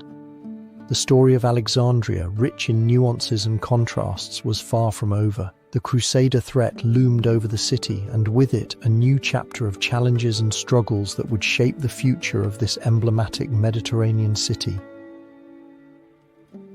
That crisis would soon transform into a new threat. As the 12th century progressed, Alexandria, once a beacon of culture and commerce, found itself at a crossroads. The Crusades, a conflict of faith and power that had begun in 1095 with the call of Pope Urban II, cast their shadows over the city. The political situation in Europe was tumultuous, and tensions between Christians and Muslims intensified, creating a backdrop of instability that would affect Alexandria in a devastating manner. The context of this period is complex. After centuries of Islamic rule, Alexandria had managed to adapt and thrive under the governance of the Fatimids and later the Ayyubids. However, the arrival of the Crusades introduced a new element of tension. In 1099, the Crusaders succeeded in capturing Jerusalem, and their success ignited religious fervor in Europe, stimulating new expeditions eastward. Alexandria, with its strategic location as a port and commercial center, became an attractive target. The echo of crossed swords resonated in every corner of the city, where daily life began to be disrupted by uncertainty. Among the key figures of this era was Saladin, the Sultan of Egypt and Syria, who had unified Muslims against Christian forces. His decision to consolidate power in the region was crucial. Saladin's leadership was characterized by a blend of military strategy and diplomatic skills, making him a central figure in the defense of Alexandria. On the other side of the conflict, Christian leaders such as Godfrey of Bouillon and later Richard the Lionheart represented European ambition to reclaim what they considered the Holy Land. But what decisions led Saladin to prioritize the defense of Alexandria? The answer lies in his understanding of the crucial role that the city played in trade and communication between the Muslim and European worlds. In the year 1171, when Saladin took control of Egypt, he had already marked his objective to protect and reinforce strategically important cities, ensuring that they did not fall into the hands of the Crusaders. This led to a series of military preparations and fortifications that would change the course of Alexandria's history. Events unfolded rapidly. In 1187, Saladin launched his famous campaign to reclaim Jerusalem, culminating in the Battle of Hattin. The Muslim victory not only resulted in the fall of Jerusalem, but also led the Crusaders to reconsider their strategy. In response, Richard the Lionheart, one of the most prominent leaders of the Crusades, decided that it was imperative to regain control over the region. Alexandria, although not his primary objective, became a point of strategic interest due to its port and its ability to supply armies. In the years that followed, Crusader incursions became more frequent. The city became embroiled in a conflict that drained its economy and social fabric. Merchants who had previously thrived on the wealth of Mediterranean trade were affected by blockades and instabilities. The caravans that used to arrive laden with goods from around the world began to dwindle, and the echo of commercial dealings faded, leaving the city trapped between war and despair. One of the most dramatic episodes occurred in 1190, when Richard the Lionheart's forces attempted to take Alexandria. Despite their bravery and the momentum of their troops, Saladin's defense, characterized by guerrilla strategy and the use of local geography, proved formidable. The battle dragged on, and although the Crusaders achieved some victories, the city held out. However, the struggle left deep scars. The civilian population, caught between two forces, suffered the consequences of a conflict that was not theirs. The streets of Alexandria, which had once been a bustle of life and commerce, were now marked by destruction and hopelessness. The immediate consequences of these incursions were devastating. The city suffered significant losses in its population, with many inhabitants fleeing inland in search of safety. Trade, which had been the pulse of life in Alexandria, weakened. Maritime routes became increasingly dangerous, and the echo of Crusader campaigns resonated in every corner of the city. Alexandria, which had been a beacon of hope and knowledge, was transforming into a battlefield, and its stability crumbled under the pressure of conflicts. But how could a city so rich in history and culture fall into such desolation? The answer to this enigma lies in the intersection of human ambition and historical circumstances. The competition for control of trade routes, faith, and politics intertwined in a fabric of conflicts that not only affected Alexandria, but resonated throughout the Mediterranean. The city, a symbol of resilience and knowledge, found itself in a cycle of destruction and rebirth, where each incursion left a legacy of suffering and an unanswered question. As the echoes of the Crusades faded, Alexandria's story would only deepen into the mystery of time.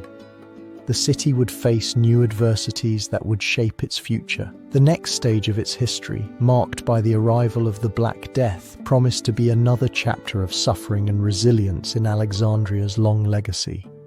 Could the city once again rise from its ashes and reclaim its lost splendor? The answer to this question lies in the pages yet unwritten of its history. This crisis would soon deepen, transforming into a shadow that would loom over Alexandria, one of the most vibrant and culturally rich cities of the medieval world. In the 14th century, while the sun still illuminated the majestic facades of its buildings and the echo of the voices of its merchants resonated in the bustling squares, an invisible enemy would begin to infiltrate its streets. The Black Death, a pandemic that had begun its devastating journey through Europe, would reach the shores of this emblematic city, leaving in its wake a trail of death and desolation. The historical context preceding this calamity was marked by a world in transformation. The Mamluk dynasty, which had taken control of Egypt after overthrowing the Ayyubids, had established a period of relative political stability, although the pressure from invasions and economic instability remained latent. Alexandria, with its bustling port and legacy of knowledge, was an important commercial center connecting East and West. However, in this crossroads, social tensions and economic inequalities began to brew, creating a fertile ground for chaos. The main actors in this story would not only be the rulers, but also the people, whose lives were at the mercy of forces they could not control. The Mamluk Sultan al-Nasir Muhammad, who had been deposed several times, was trying to regain control and restore the glory of Egypt. His administration faced internal and external challenges, and it would be in this context of vulnerability that the plague would make its triumphant entrance. The arrival of the Black Death in Alexandria occurred in the year 1347. When merchant ships arriving from Europe brought with them an unexpected horror, infected rats and fleas carrying the bacterium Yersinia pestis. As days turned into weeks, the first symptoms of the disease began to manifest. High fevers, swollen lymph nodes, and unbearable pain seized the bodies of the citizens. The air, which had once been infused with the aroma of spices and seafood, began to be replaced by a stench of death and despair. As the epidemic spread, the city leaders found themselves in a dilemma. The decisions they made during those critical days would prove to be fateful. The city council, composed of influential merchants and representatives of the elite, debated whether to close the gates and isolate the city from the outside or to allow trade to continue, thus risking the lives of its inhabitants. The economic pressure weighed on them like a burden. But time would show that there was no right choice. As the number of infections increased, the streets emptied, and fear took hold of every corner. Events unfolded rapidly. Within months, the disease had claimed thousands of lives. Families were torn apart, and the pain was palpable on every corner. Desperation led some to seek answers in the supernatural, while others clung to faith, hoping that a miracle could save them. Daily life came to a standstill, and the city, which had once buzzed with activity, became an echo of its former splendor. The immediate consequences of the Black Death were devastating. Alexandria, which had been a symbol of culture and commerce, was plunged into chaos. Trade routes were closed, fueling poverty and suffering. Educational institutions, which had once attracted scholars and thinkers, were shut down, and silence replaced intellectual discussions. Death had woven a dark mantle over the city, and the memory of what it had been faded quickly. However, the true enigma of this chapter does not reside solely in the death toll or in the agony of those who suffered. The question that lingers in the air is, how could such an iconic city fall into darkness so quickly? What lessons could be drawn from this tragedy? In a world where pandemics can arise overnight, the story of the Black Death in Alexandria reminds us of the fragility of life and the vulnerability of human societies to uncontrollable forces. As the city sank into despair, the echo of its glorious past continued to resonate in the hearts of those who still survived. Over time, Alexandria would begin to rise from its ashes, but the scars of the plague would leave an indelible mark. History does not stop here. A new chapter awaits us in which the shadow of the plague will give way to an even deeper decline under Ottoman rule, an era in which the legacy of the city would be compromised and its identity questioned. This crisis would soon manifest in more sinister forms. As Ottoman control settled in, Alexandria, once bright and vibrant, began to experience a period of decline that would resonate throughout its history. The arrival of the Ottomans in the 16th century marked the beginning of a new chapter in the city's history, one that would transform its economic and cultural fabric into a distant echo of its former splendor. In the historical context of this period, the 16th to 18th centuries witnessed a vast Ottoman Empire expanding from southeastern Europe to northern Africa. The Sultan, an absolute monarch, ruled with a firm hand, but his approach towards conquered regions such as Egypt and Alexandria was diverse. While some cities flourished under Ottoman administration, Alexandria, on the contrary, found itself trapped in a web of neglect and indifference. The city, which had been a center of trade and knowledge, began to lose its relevance. The local elites who had thrived during the times of the Mamluks and the last vestiges of Byzantine control were stripped of their power and influence. With the arrival of the new Ottoman order, the administration of the city was centralized and controlled from Istanbul. This change meant that vital decisions affecting Alexandria were no longer made by its local leaders, but by Ottoman officials who often did not understand the intricate dynamics of the city. Bureaucracy became heavy and slow, and the economic interests of the local population were relegated to the background. Among the key figures in this narrative stands the Ottoman Grand Vizier, who was in charge of the administration of Egypt. In his quest to consolidate power, the vizier made decisions that prioritized loyalty to the Sultan over the well-being of the population. Tax collection intensified, and the burden on merchants and artisans increased. How could a city that was once a beacon of trade survive when its own leaders treated it as a mere distant province? The events that unfolded in Alexandria during this time reflect a systematic deterioration. Trade routes, which had once been vital pulses of cultural and economic exchange, began to close. The arrival of merchants from other parts of the empire became increasingly infrequent, and exports of products such as grain and linen, which had sustained the local economy, were hindered.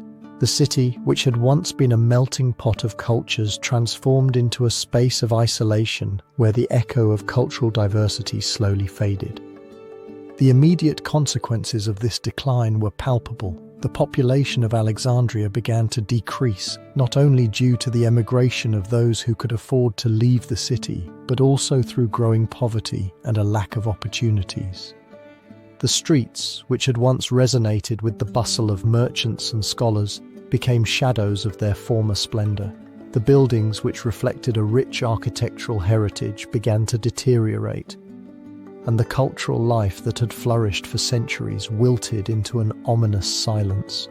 As history unfolded, the enigma emerging from this decline was palpable. Why, despite its rich heritage and strategic position, was Alexandria shrouded in gloom? The answers were not simple, and the legacy of the city seemed to become entangled in a labyrinth of political and economic decisions that had led to its ruin.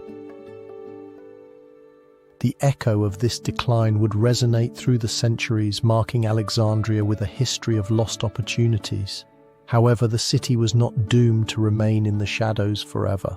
On the horizon of its history, new forces were rising, ready to challenge the status quo and rewrite the fate of this emblematic city. Thus, as Alexandria struggled to find its place in a changing world, a new era was about to begin. The arrival of Napoleon Bonaparte in Egypt in 1798 would not only bring war and occupation, but also rekindle interest in the city and its history. Would this be the beginning of another renaissance, or simply a new cycle of control? History, with its intricate plots and unexpected twists, awaited answers.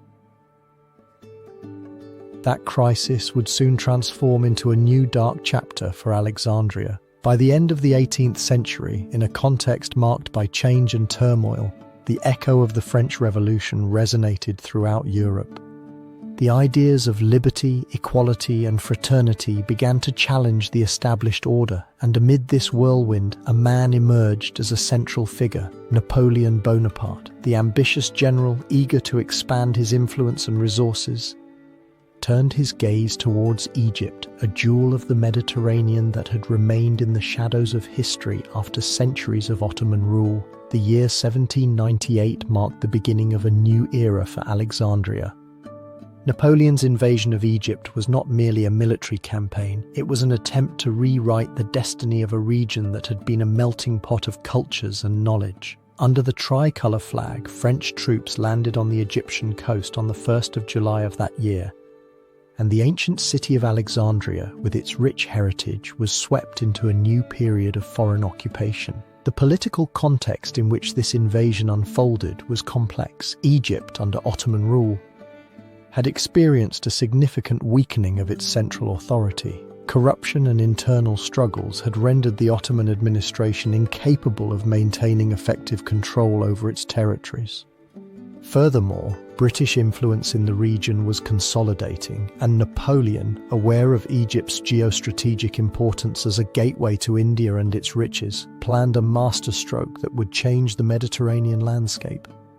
The key players in this historical enigma were diverse. Napoleon Bonaparte, the undisputed protagonist, was a shrewd military leader and a politician with grand ambitions. His decision to invade Egypt reflected not only his desire to expand the French Empire, but also his interest in reviving the ancient splendor of the Egyptians, a legacy that had fascinated Europe since time immemorial. Beside him, General Jean-Baptiste Kleber led the troops on the ground, and a group of scientists and scholars, known as the Commission of Sciences and Arts, accompanied the expedition, eager to discover and document the secrets of ancient Egyptian civilization. The unfolding of events was as spectacular as it was tragic. Following a successful landing, French forces quickly seized Alexandria, a city that, although it had lost its former splendor, still retained vestiges of its greatness. However, the occupation was not merely a matter of military conquest. Napoleon, seeking to legitimize his presence, proclaimed his desire to protect the Egyptians and liberate them from the Ottoman yoke. Yet, the promises of freedom would soon fade, revealing the harsh reality of occupation. In the following months, the French faced not only the resistance of the Ottomans, who regrouped to regain control, but also the growing discontent of the local population. The response to the occupation was violent and, in some cases, tragic. In 1799, the French suffered a decisive defeat at the Battle of Cairo, and despite Napoleon's attempts to maintain control, the situation became untenable. The campaign, which had begun with great hopes of glory, soon turned into a labyrinth of conflicts, desertions, and diseases. The immediate consequences of the Napoleonic Expedition were profound and lasting. The French occupation, although brief, left an indelible mark on the history of Egypt and, by extension, on Alexandria. The presence of French scientists and scholars led to a re-evaluation of Egyptian cultural heritage and a new fascination with its history. Significant discoveries were made, excavations were conducted, and a vast compendium of knowledge was compiled that, although arising from a colonial context, laid the foundations for modern Egyptology. However, the promise of modernization and progress that the French offered was overshadowed by the suffering and exploitation of the local population. The enigma left by the Napoleonic expedition centers on the duality of its legacy. Was it truly an attempt at civilization, or merely another chapter of control? To what extent do advancements in knowledge and culture justify the wounds inflicted on a people seeking their own identity amid the shadows of colonialism? The questions remain, trapped in the echo of time, awaiting answers that have yet to arrive. As history progresses, the fate of Alexandria intertwines with that of its new ruler, Mehmet Ali, who would rise from the ashes of occupation. His arrival would mark the beginning of an era of transformation, where modernization and the revitalization of the city would take center stage in the 19th century. That crisis would soon become fertile ground for the emergence of a new order. In the early 19th century, Egypt found itself at a crossroads. The Napoleonic invasion had left deep scars, and the tensions between European colonial powers were palpable. In this context of uncertainty, one man emerged as a key figure in the revitalization of Alexandria and all of Egypt, Mehmet Ali. This governor, of Albanian origin, would not only be the architect of modernization but also become the catalyst for a renaissance that would transform the city into an emblem of progress in the Arab world. The political atmosphere in Egypt at that time was a mosaic of interests. After the withdrawal of Napoleon's troops, the country had fallen under the control of the Ottoman Empire, but the Ottoman administration was weak and plagued by corruption. Egyptian society, composed of a mix of Muslims, Christians and Jews, grappled with the need for stability and the desire for modernization. It was a time of great confusion, where traditional social and economic structures were being challenged and ideas of progress began to infiltrate from the West. In this environment, Mehmet Ali stood out for his ambition and vision. Upon assuming power in 2005, he set out to reform not only governmental institutions but also the economy, education, and the military. His approach was clear: modernize Egypt to make it competitive in a rapidly transforming world. But what led him to focus on Alexandria? The answer lies in the strategic position of the city as a port and commercial center that had been a jewel of the Mediterranean. One of Mehmet Ali's first steps was to establish a centralized administration, eliminating corruption and strengthening the power of the government. Through agrarian reforms, he sought to increase crop production, especially cotton, which would become the pillar of the Egyptian economy. But his vision extended beyond agriculture. Mehmet Ali understood that to build a modern nation, it was essential to invest in infrastructure. Under his mandate, Alexandria experienced an unprecedented transformation. Construction projects multiplied, new streets were laid out, public and private buildings began to rise, and ancient structures were renovated. The port of Alexandria, which had suffered deterioration, was modernized, facilitating trade and attracting merchants from around the world. Mehmet Ali also promoted the establishment of factories, introducing Western technology that allowed for more efficient production of textiles and other goods. The city, which had been a bastion of knowledge in antiquity, began to awaken from its slumber and regain its former splendor. However, these transformations did not come without resistance. The modernization imposed by Mehmet Ali faced opposition from certain sectors of the population who feared losing their status and power. The old conservative elites, who saw the reforms as a threat to their authority, fought against the changes. But Mehmet Ali, determined to move forward, used his army to quell any uprising that could stand in his way. He was a leader who knew that difficult decisions were necessary to achieve greatness. As the reforms progressed, the consequences began to become evident. The economy of Alexandria revitalized and the city filled with new residents, drawn by the opportunities it offered. The cultural diversity of the city expanded, with the arrival of Europeans and Arabs seeking a better future. But was this modernization truly an advancement for all? While merchants and the middle classes thrived, many of the peasants working on the reformed lands found themselves trapped in a cycle of debt and exploitation. The enigma of modernization under Mehmet Ali lies in this duality. On one hand, his transformative vision revitalized Alexandria, making it once again a beacon of progress. On the other, it exposed the social tensions and inequalities that would soon become evident in Egyptian society. The question persists: was modernization truly an advancement or merely a change in the structures of power that perpetuated the oppression of the lower classes?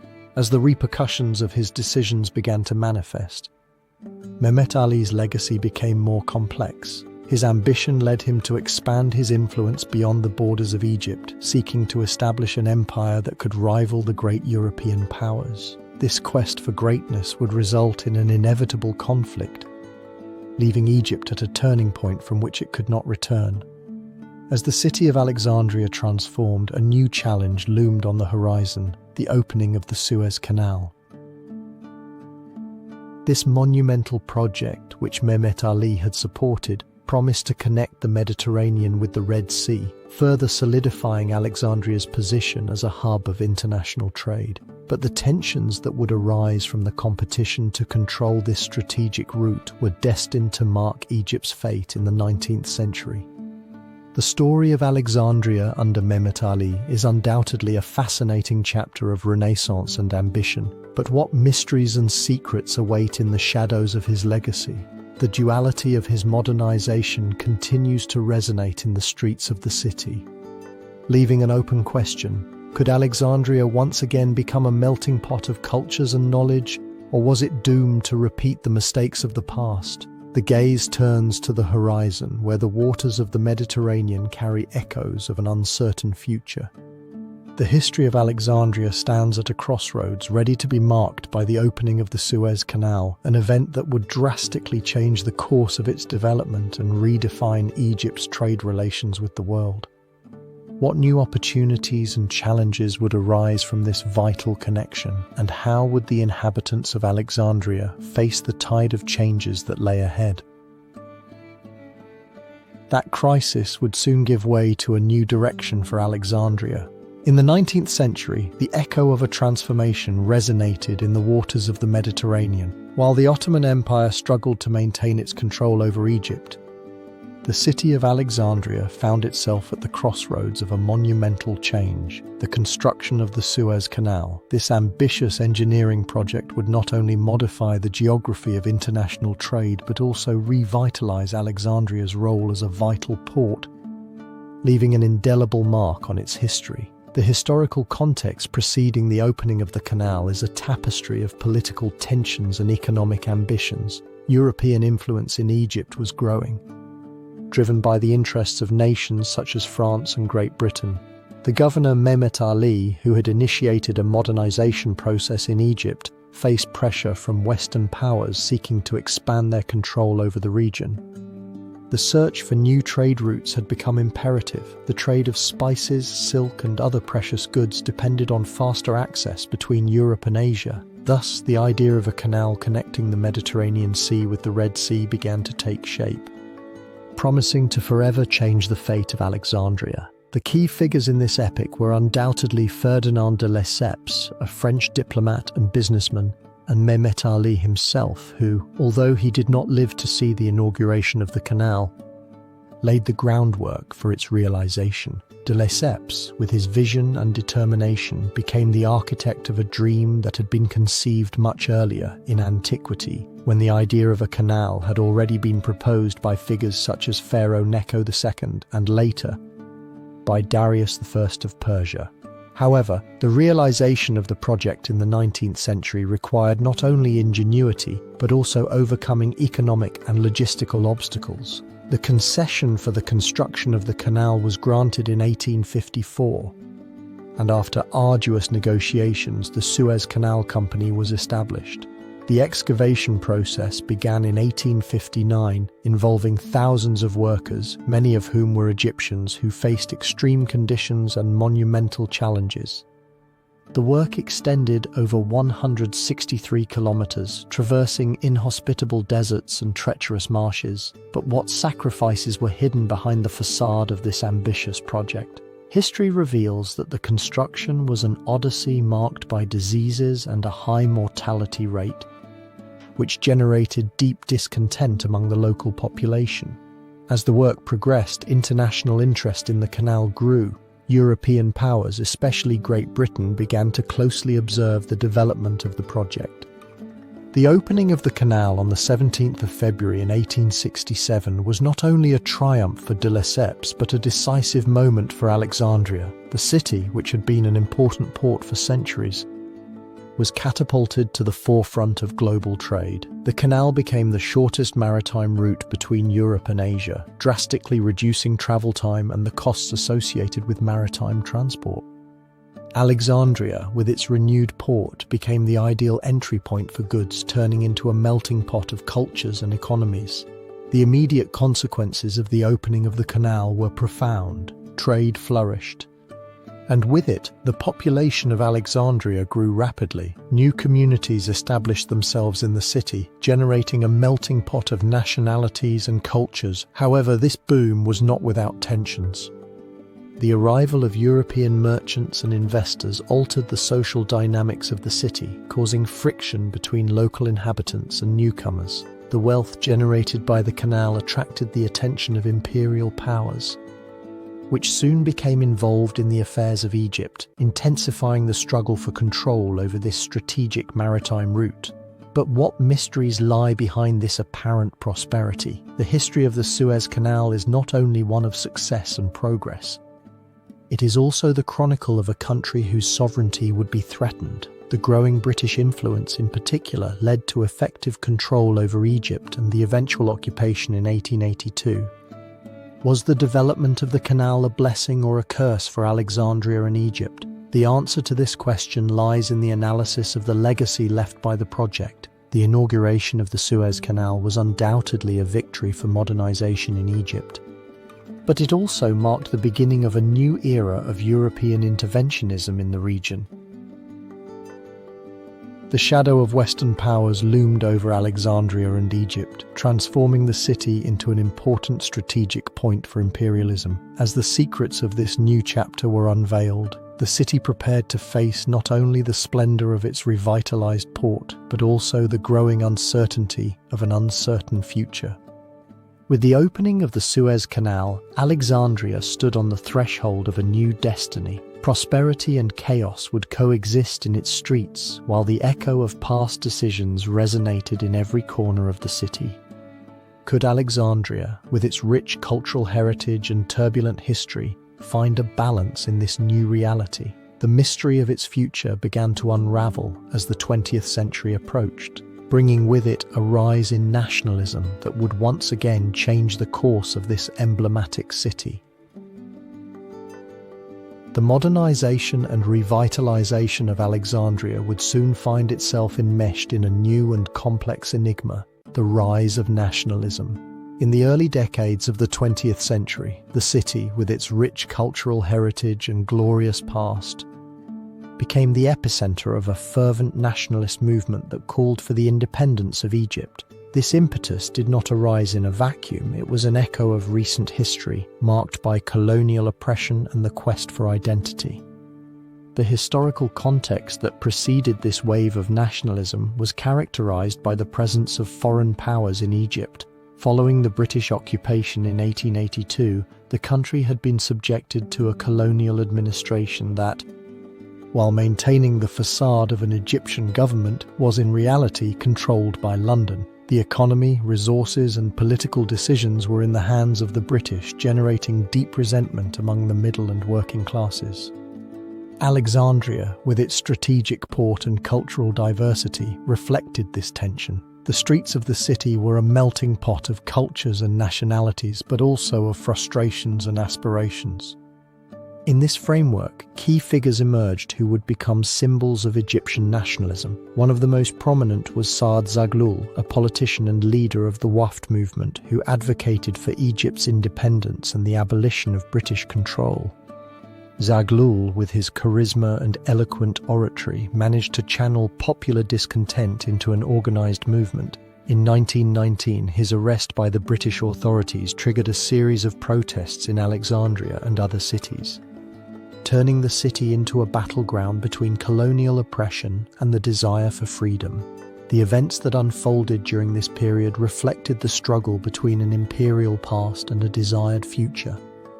The Revolution of 1919, a massive uprising that included strikes and demonstrations, was a direct response to British repression. In the streets of Alexandria, Egyptians united in a collective expression of resistance. The images of crowds marching, waving flags, and demanding their right to self-governance resonated with an echo of determination. The decisions made by the British authorities in response to these events were equally significant. Instead of calming the situation, the British opted for harsh repression, which only stoked the flames of nationalism. The brutality of the British police, the arrests, and the deaths of protesters further fueled patriotic fervour. But was that repression truly the spark that ignited a fire that already existed in the hearts of Egyptians? The wounds opened by colonial occupation became the fuel that drove the desire for independence. The immediate consequences of these nationalist movements were profound. In 1923, Egypt achieved nominal independence, although British control continued through political and economic influence. The figure of Zaghloul rose to that of a national hero, consolidating his legacy and that of nationalism in the collective memory. However, this independence was nothing more than an illusion, and the shadows of British intervention remained present. The struggle for true self-governance would continue, leaving the nation in a state of constant tension. The enigma of the chapter that lies before us is, could Egypt have achieved real independence without the sacrifice and resistance of the people?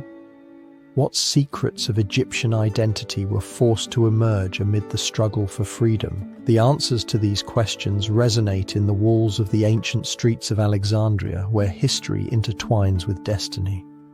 The political turmoil of this era was not merely a local phenomenon. In the broader context of the world, nationalism was on the rise in various parts of the globe, fueled by disillusionment following wars and colonialism. The ideas of self-determination and sovereignty resonated beyond Egyptian borders, creating an echo of solidarity among oppressed peoples. Thus, as Alexandria became the beating heart of nationalist resistance, the seeds of an uncertain future were being sown.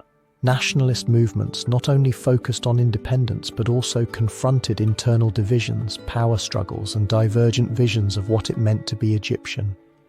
Against the backdrop of the First World War and the geopolitical changes it brought, Egypt found itself at a crossroads where every decision could alter the course of its history.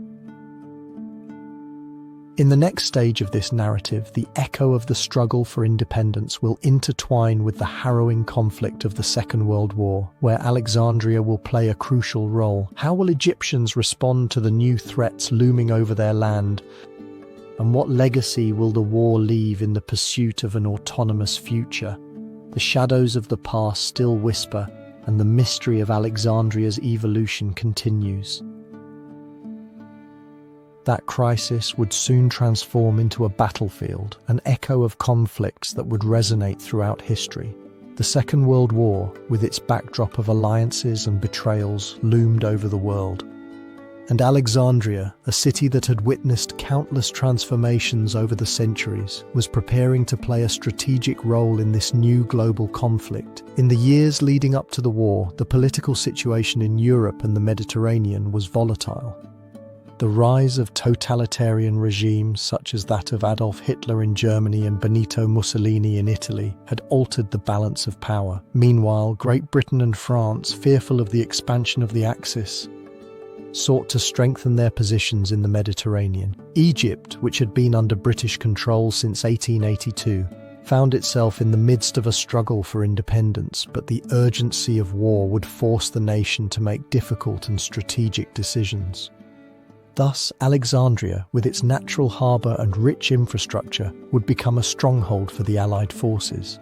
In this context, key figures emerged. The British General Archibald Wavell, commander of the Middle Eastern forces, became a central figure in the defence of North Africa.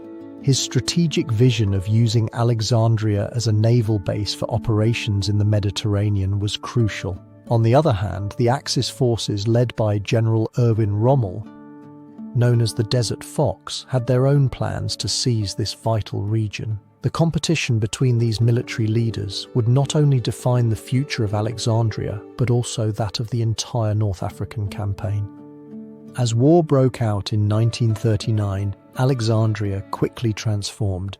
British troops, along with contingents from other Commonwealth countries, began to arrive in large numbers. The port, once a centre of trade and culture, became a hub of military activity.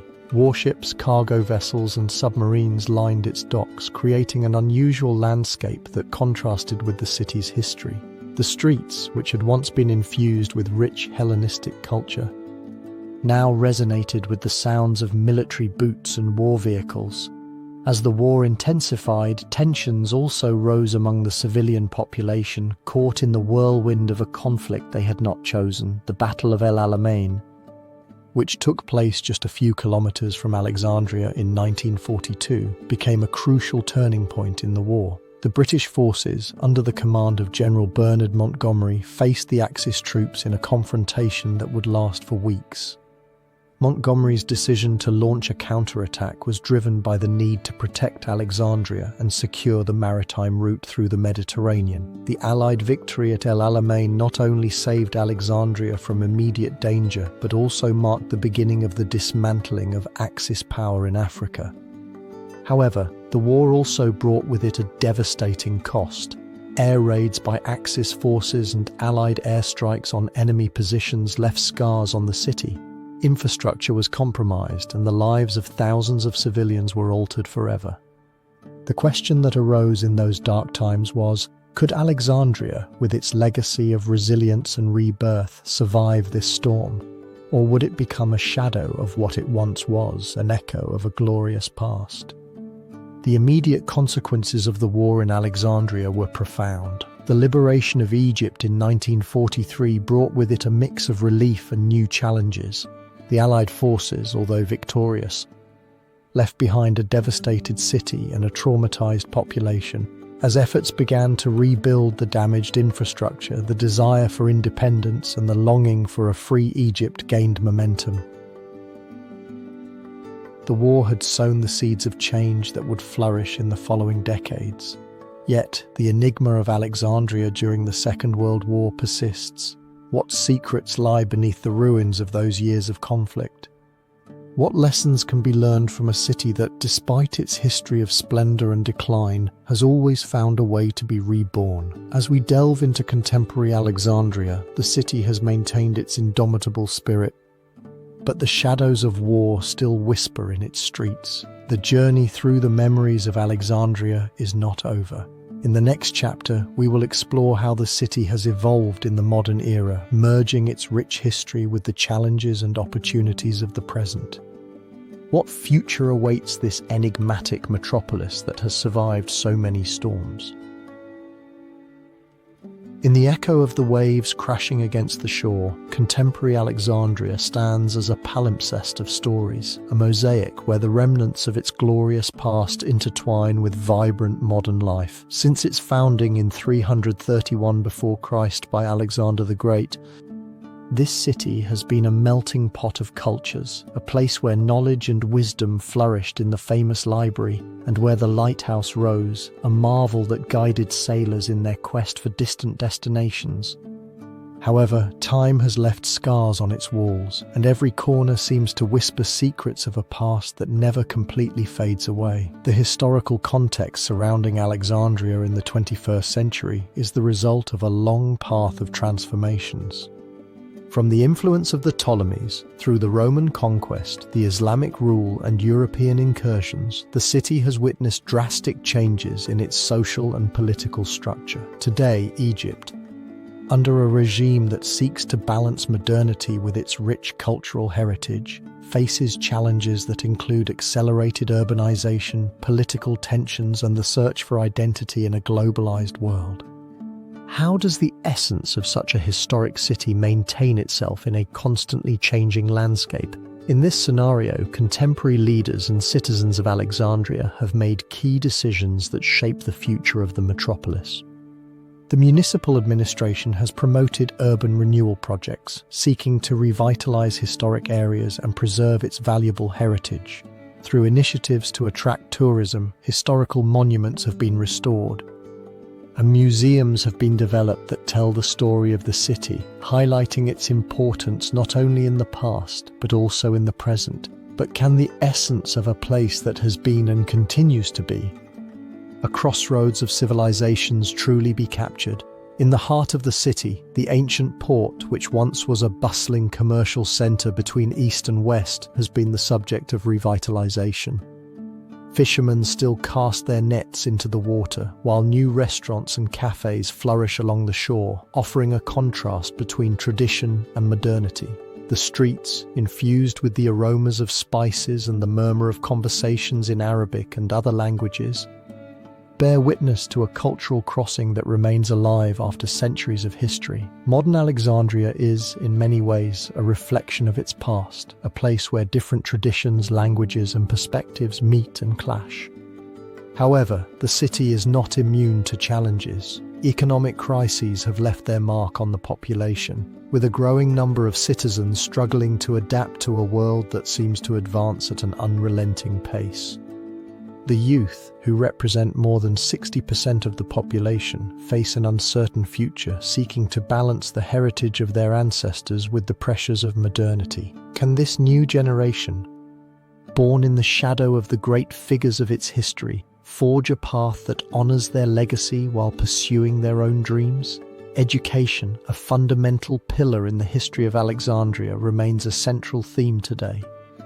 The universities and research centers that have emerged in the city echo the ancient library, where knowledge was shared and valued. However, the educational system faces significant challenges, from a lack of resources to the need to adapt to a globalized world that demands new skills and approaches. The question persists: how can Alexandria regain its status as a beacon of knowledge in a world that advances relentlessly? Recent events have witnessed a resurgence of cultural identity. Art, music, and literature festivals have come to life in the streets, reminding Alexandrians that their city is not just a place of passage, but a home that deserves to be celebrated and defended. The community unites around its heritage, seeking ways to revitalize traditions that, although threatened by modernity, remain pillars of its identity. Will Alexandria manage to find a balance between preserving its history and adapting to the demands of the present? The immediate consequences of these movements are palpable. In an environment where the past merges with the future, Alexandria has begun to attract a new generation of tourists, interested not only in its history, but also in its vibrant contemporary culture. The revitalization of tourism has boosted the local economy, offering new job opportunities and fostering a sense of community. However, the dilemma persists. Can the city develop without sacrificing its historical roots? The enigma surrounding contemporary Alexandria is ultimately a reflection on identity itself. What does it mean to be part of a city so rich in history while facing the challenges of modernity?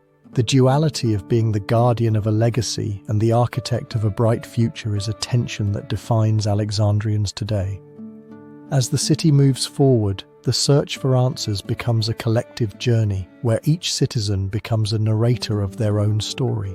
The story of Alexandria is not just the story of a city, it is a tale of resilience, passion, and a constant quest for identity.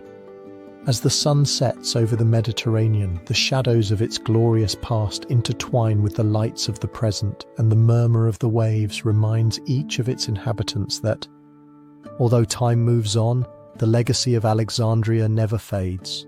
In this crossroads, the city remains an enigma, a testament that history is not only told in books but is lived, felt, and transformed in the daily lives of those who inhabit it. At the end of this journey, the question that resonates in the air is, how will Alexandria be remembered in the coming generations? As a vestige of past splendor, or as a vibrant city that has managed to adapt and evolve? The answer, perhaps, lies in the indomitable spirit of its citizens, who continue to write the story of a city that, despite the challenges, remains a beacon of hope and a symbol of the rich tapestry of humanity.